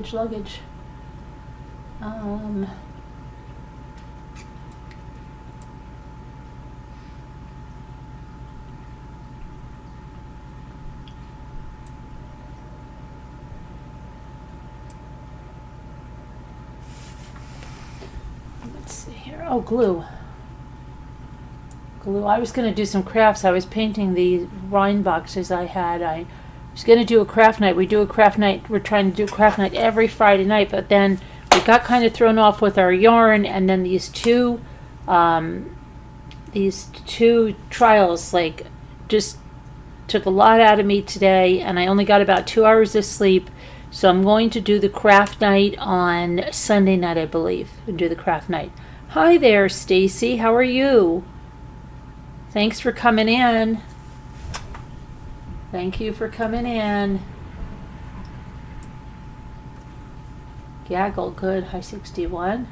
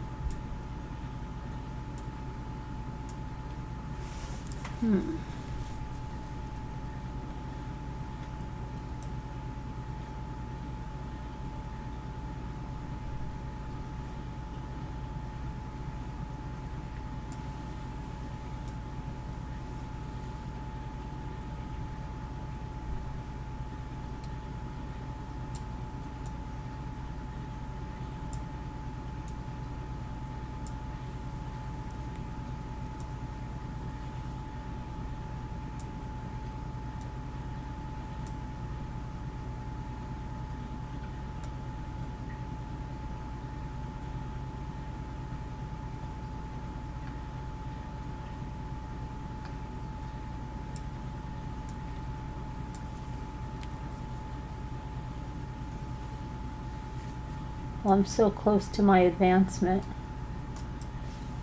I'm so close.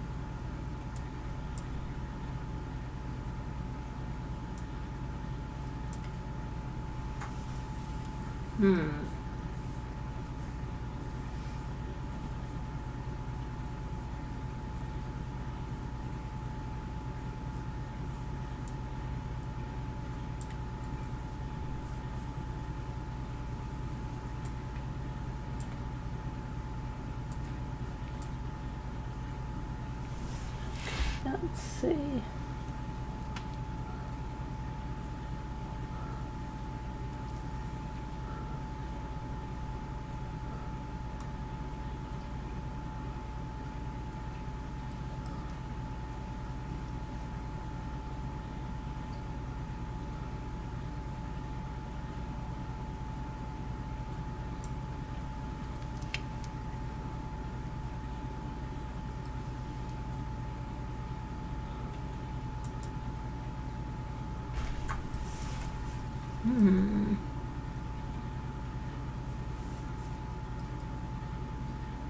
Ulcer.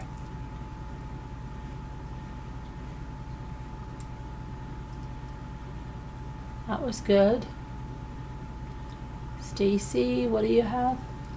Cruet. Good, Stacy. Good job. Leslie says, hold on, I need my glasses, Leslie. Ouch, I can see what Leslie's saying. Leslie is saying, let's see. Oh, extra word, that's good. Rule we have curls. That's good, Stacy. Stacy's good here. Good, Stacy. Thanks for coming in, Stacy Fishback. Appreciate that. Let me see. Cute. Cute. Cuter. Let's do that. How about a loot?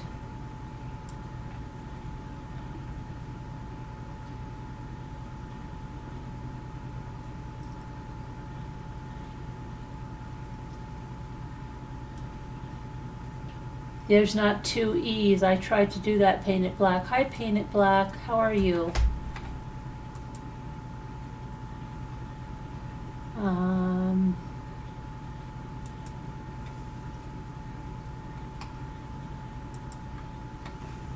Let's see.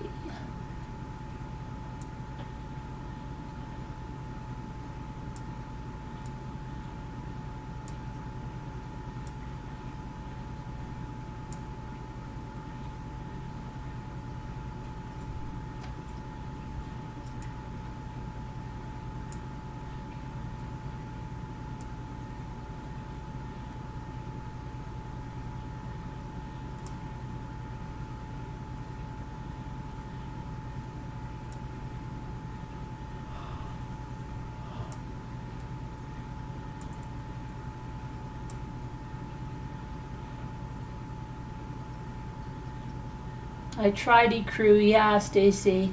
Oh, clue would be that. Yeah, clue try. Clue is good. Very good. Do you play this game a lot, Stacy?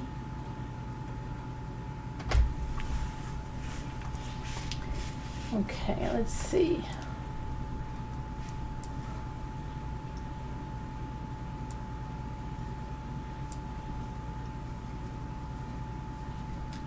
Reluct.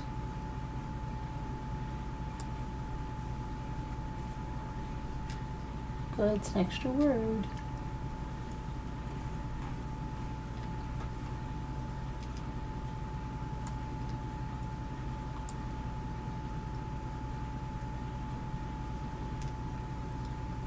Not this version. You play Text Twist 3. I've not heard that, Stacy, but thanks for finding us tonight. Appreciate that a lot. Don't be a stranger.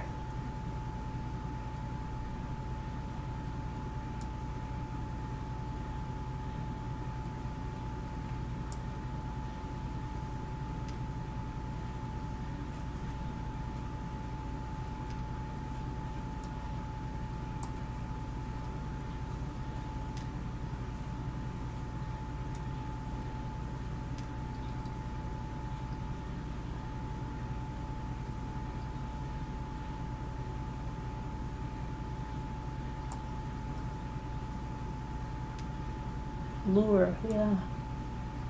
D. Okay.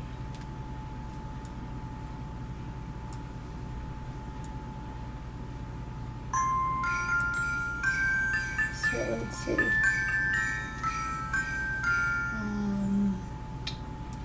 What do we do here?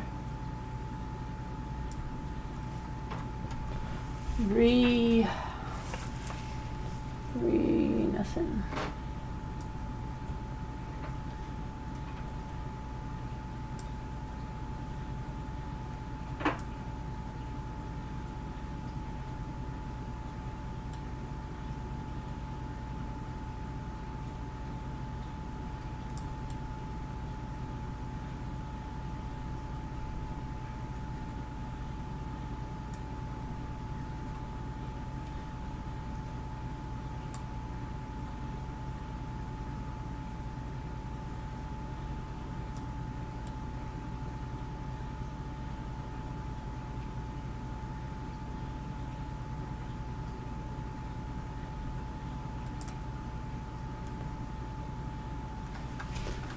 All right, we'll just wait till the goal runs out and then I will end this for tonight. And see you tomorrow. But we'll do this until this runs out. Oh, truce. Yeah, truce. Who said that? That was good. Very good, truce. Whoever said that. Stacy again. Very good. Cruel.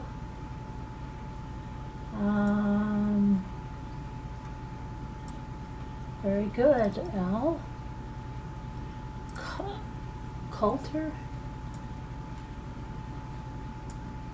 Nope. We just need one more.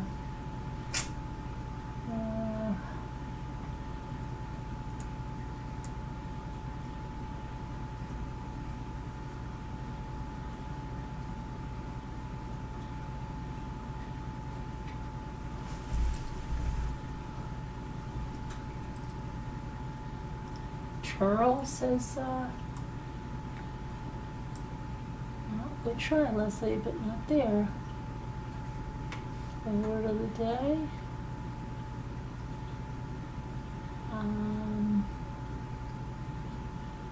Let's see. Culture, truce, cruel.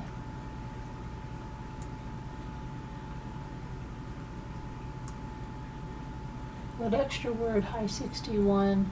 Cloture. There's no O.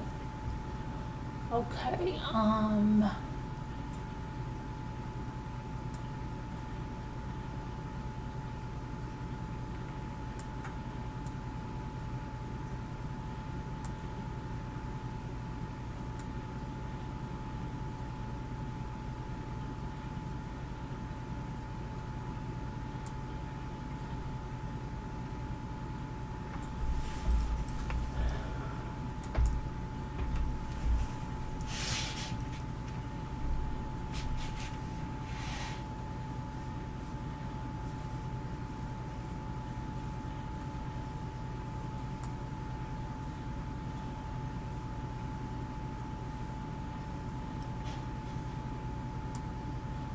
Oh no. We missed our goal entirely tonight.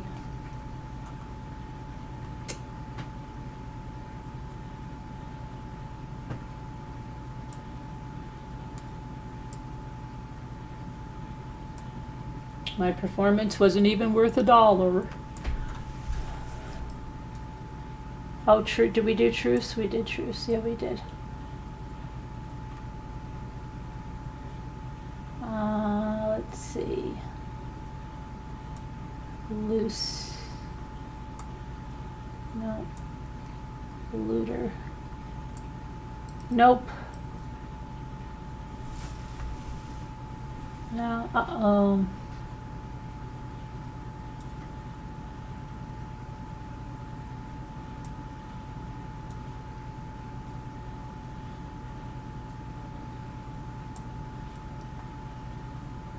Truly.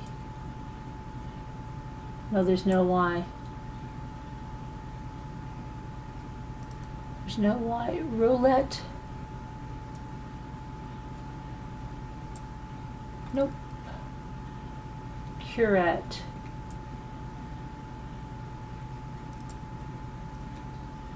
Extra word. Roulette. Recut. I tried recut.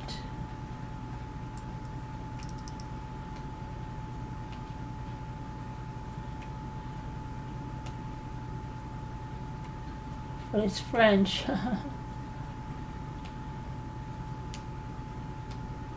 Recut. I think I had recut. Yeah, not there.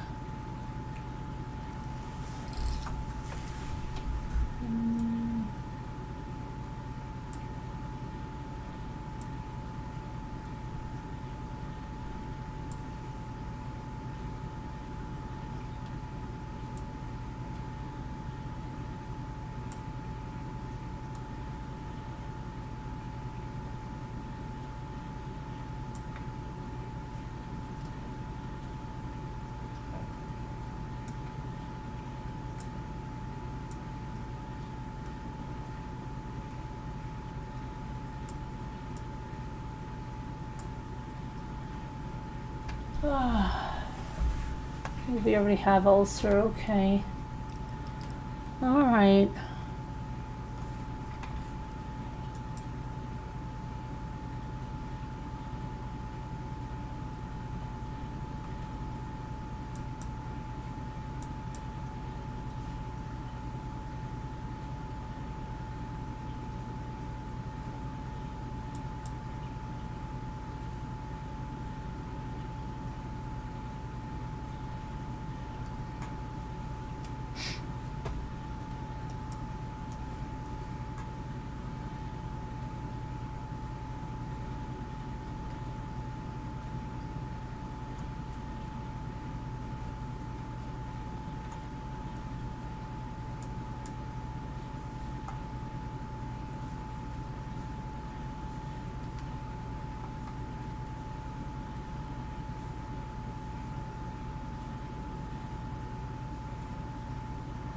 I was trying to see if I could do something, but I can't, I don't think.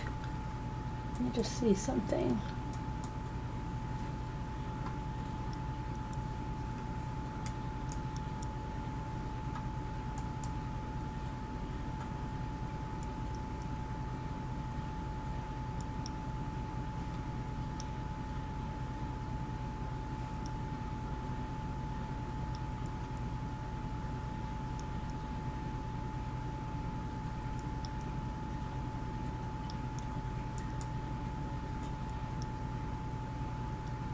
If you're not a member, we'd really love you to be a member of the channel.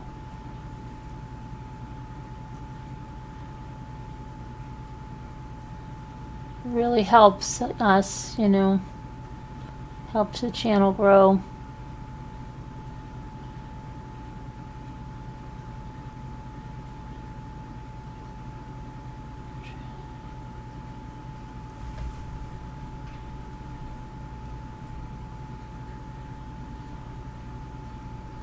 See something here. Hold on, I'm trying to get something. I'll be right back over there in just a second.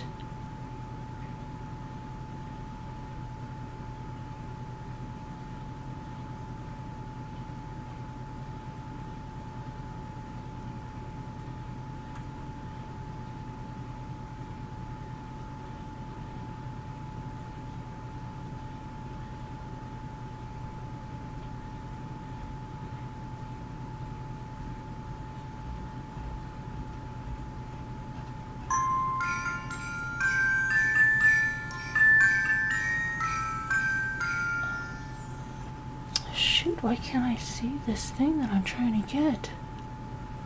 Oh my goodness, this is really annoying. This thing keeps going away on me.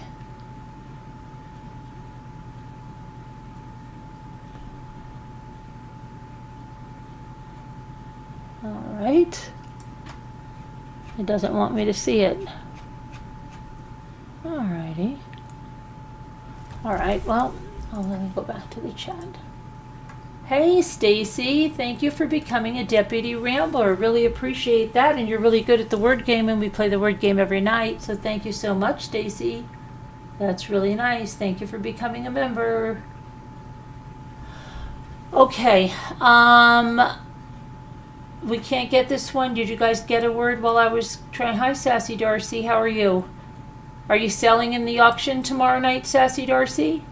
Hello, everybody. You selling tomorrow night, Sassy?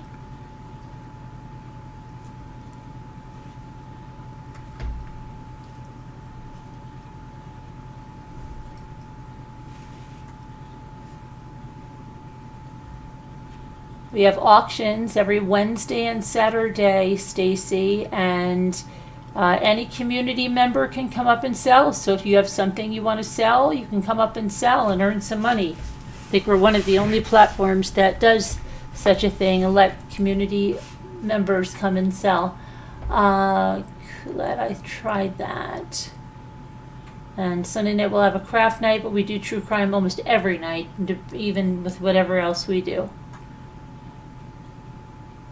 Okay, so let me see. Allure it. Nope. We got to get this last word. We're not leaving until we get this last word. Recut, cool it. No.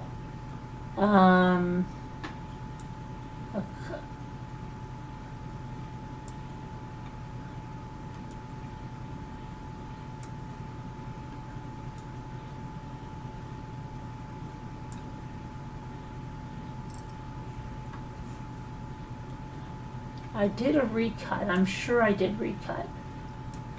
How about recur? No.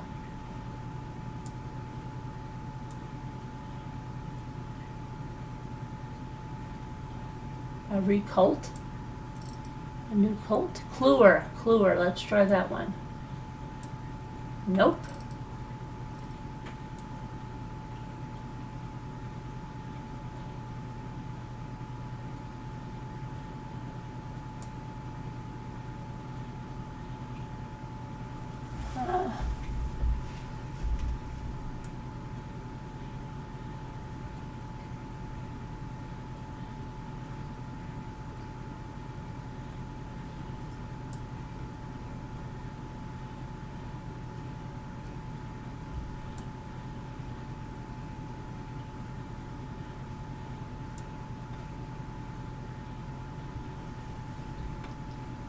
accrue it. I think we had tried. We have it right here. It's up here. Yep. Come on, we've got to get this. We have all these lines. We have all these mines. Leslie B. Yay, Leslie B. Thank you for becoming a Deputy Rambler. Yay, 2 new members tonight. Yay. Wonderful. We do Zooms, we do movie nights, we do documentaries. We watch them in a Zoom. You can come into a Zoom and we do that. We have a lot of perks for members. Thank you so much for joining. Yay. Okay, let's see. They go in alphabetical, yes, they go in alphabetical order, right. So we need, it's got to start with a C or an E or an R or an L, not a U or a T. It can be a T as long as it's T-E. Hey, Murder of Crows, we have cruel right here. It's a cruel, cruel summer. Right there, it's there.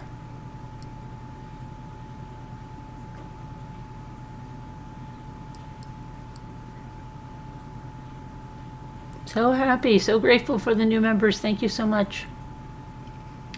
Okay, what do you have there? Lucre. Let's see. I think Oh no, hold on a minute. That's it. Did we have an advancement yet? Wait. Wait a minute. This is the advancement. We got to go one more. Fight. They fight all night. Hold on. You know that from Hop on Pop? Fight. We fight all night.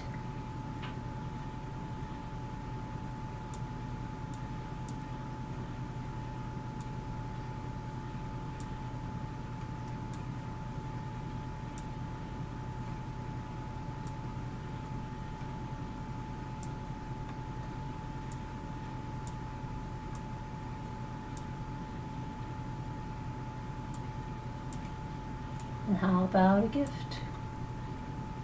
Okay, and how about a hint on the gift? We got that. And bag. And we are 10.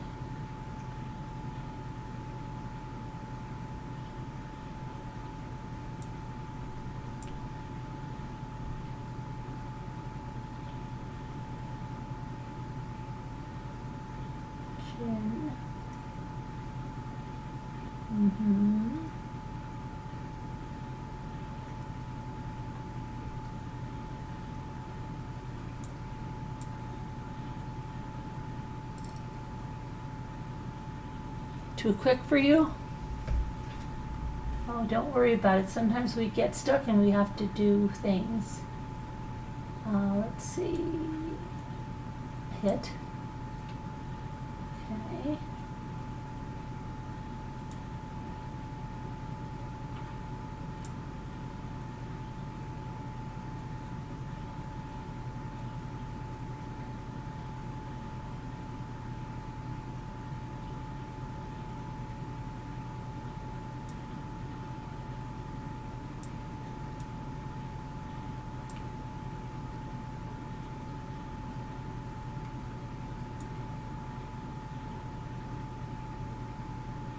Huh.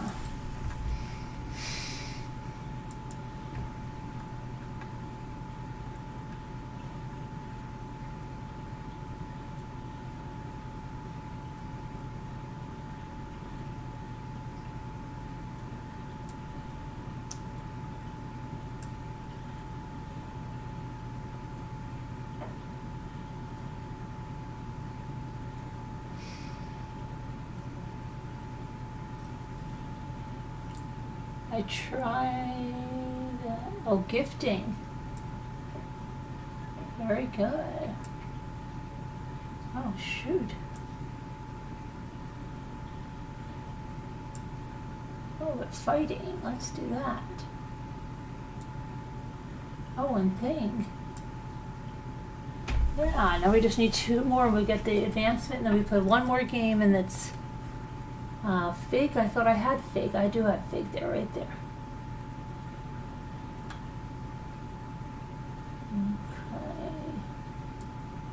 Okay. H.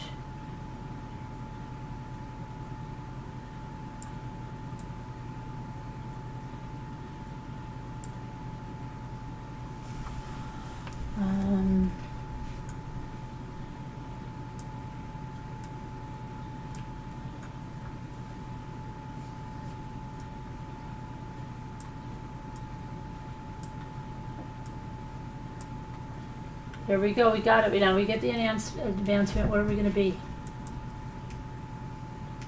We're going to be an avocado. Yay! And we always play the first game of the new round, okay?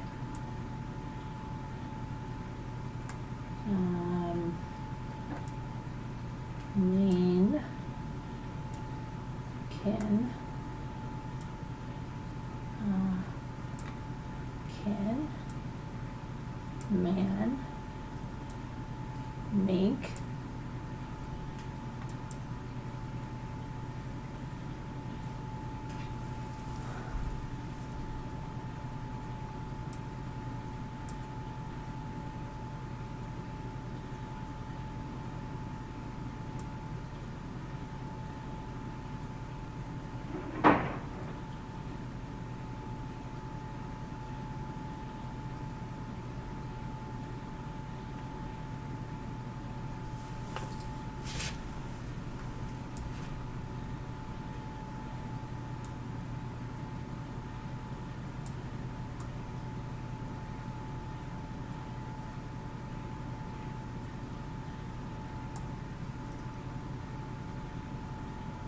Oh, in? Yeah, who got that?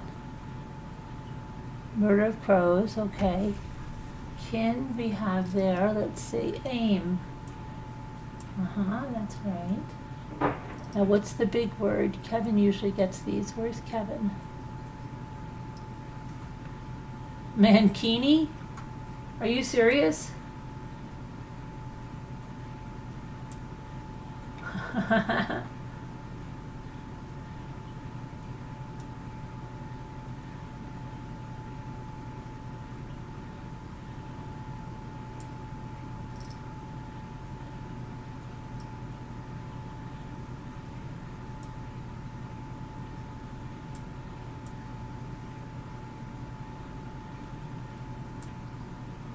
Mannequin.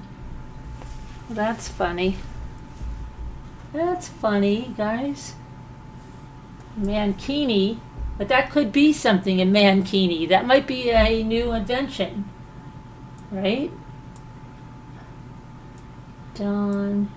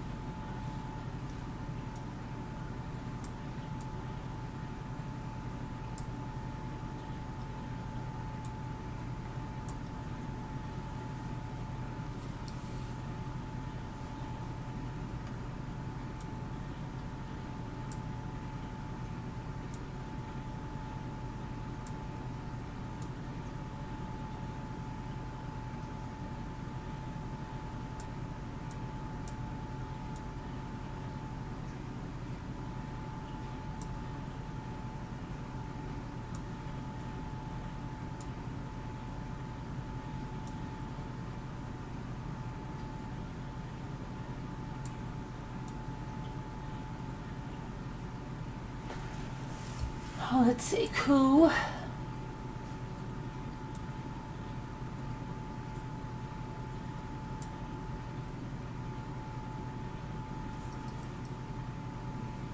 Corden. Very good. Who got that? Corden. High 61. Very good. Croon. That's a very good one. Great job. Great job.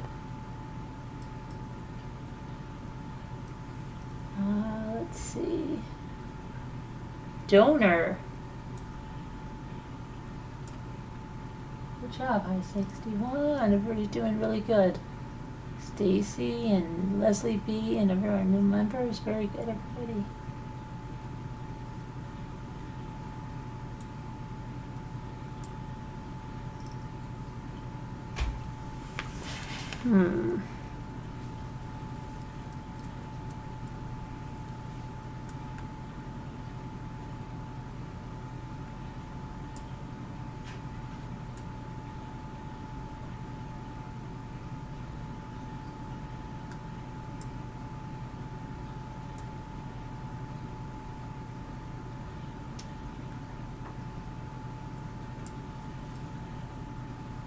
Rondo.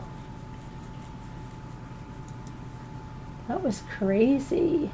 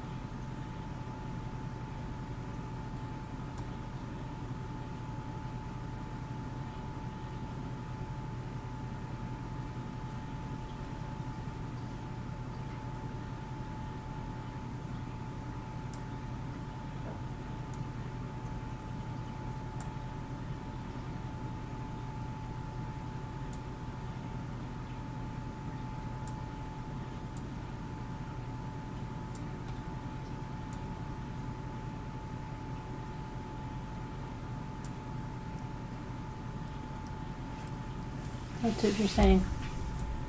Loyal, no, there's no L. There's not two L's. Can't be loyal. There's no two L's. Tolar.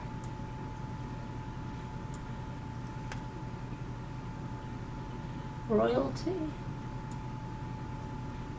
Very good, L. Royalty. Troy.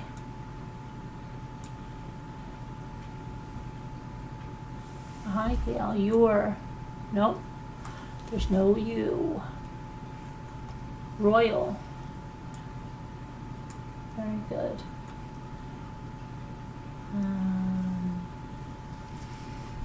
Very good, very good. Toy. Very good.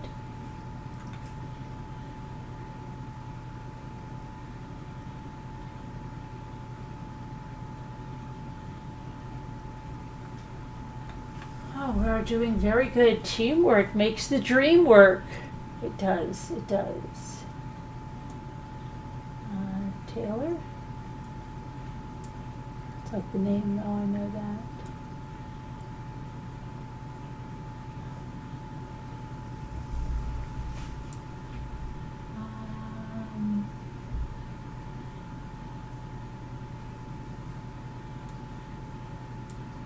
A rat. A rat? A rat. Okay. An oat. Okay. Okay.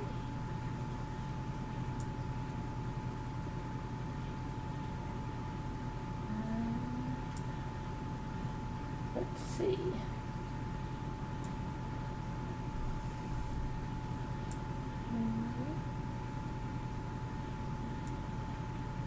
Uh-oh. Alt? Alt? Oh, come on.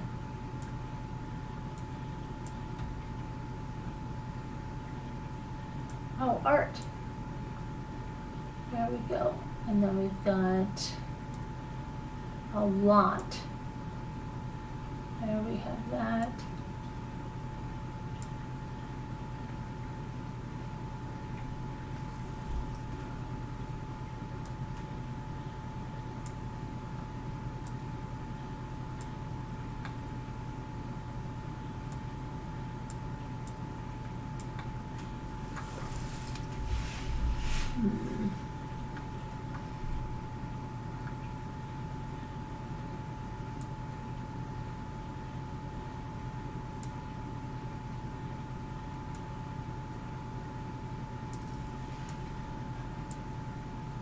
try.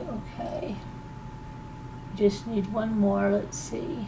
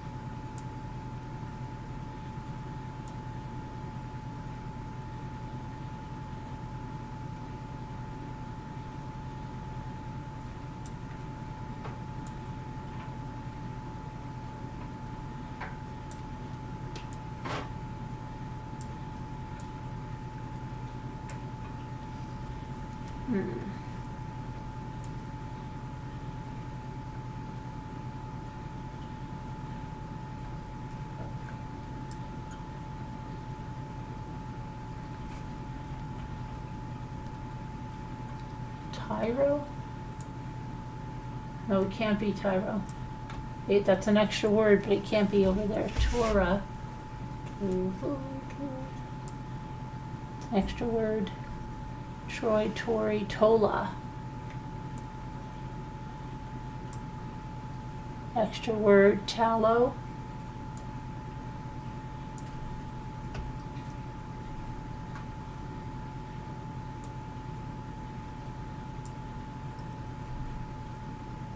I tried a lot. Alto. That I think is it. Yay, Stacy. Thanks for coming in. How'd you find us? Stacy? Stacy, how did you find us tonight? Yay, Stacy.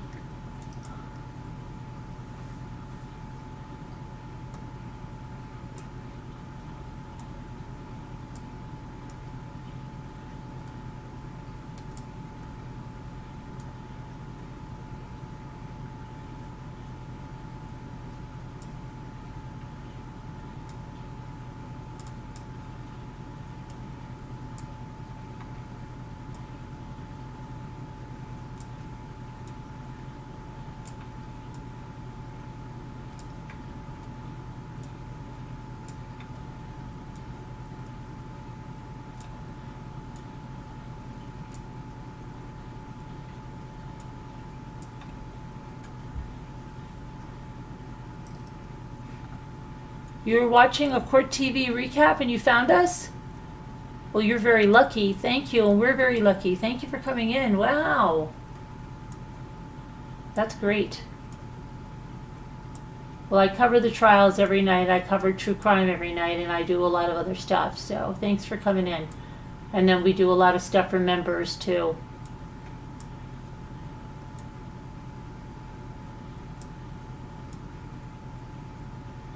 Probably have a movie night tomorrow night because I can't even stay up tonight.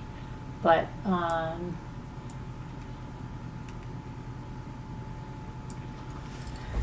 anyway, I think we're going to go. Thank you for our new members, Leslie B. and Stacy. Hey, that rhymes. I'm really happy you guys stopped in. We'll do more of this tomorrow, God willing. God bless. Prayers. Thank you so much for your support, and I really appreciate it. And everybody have a good night, and we'll see you tomorrow. God bless. Be good.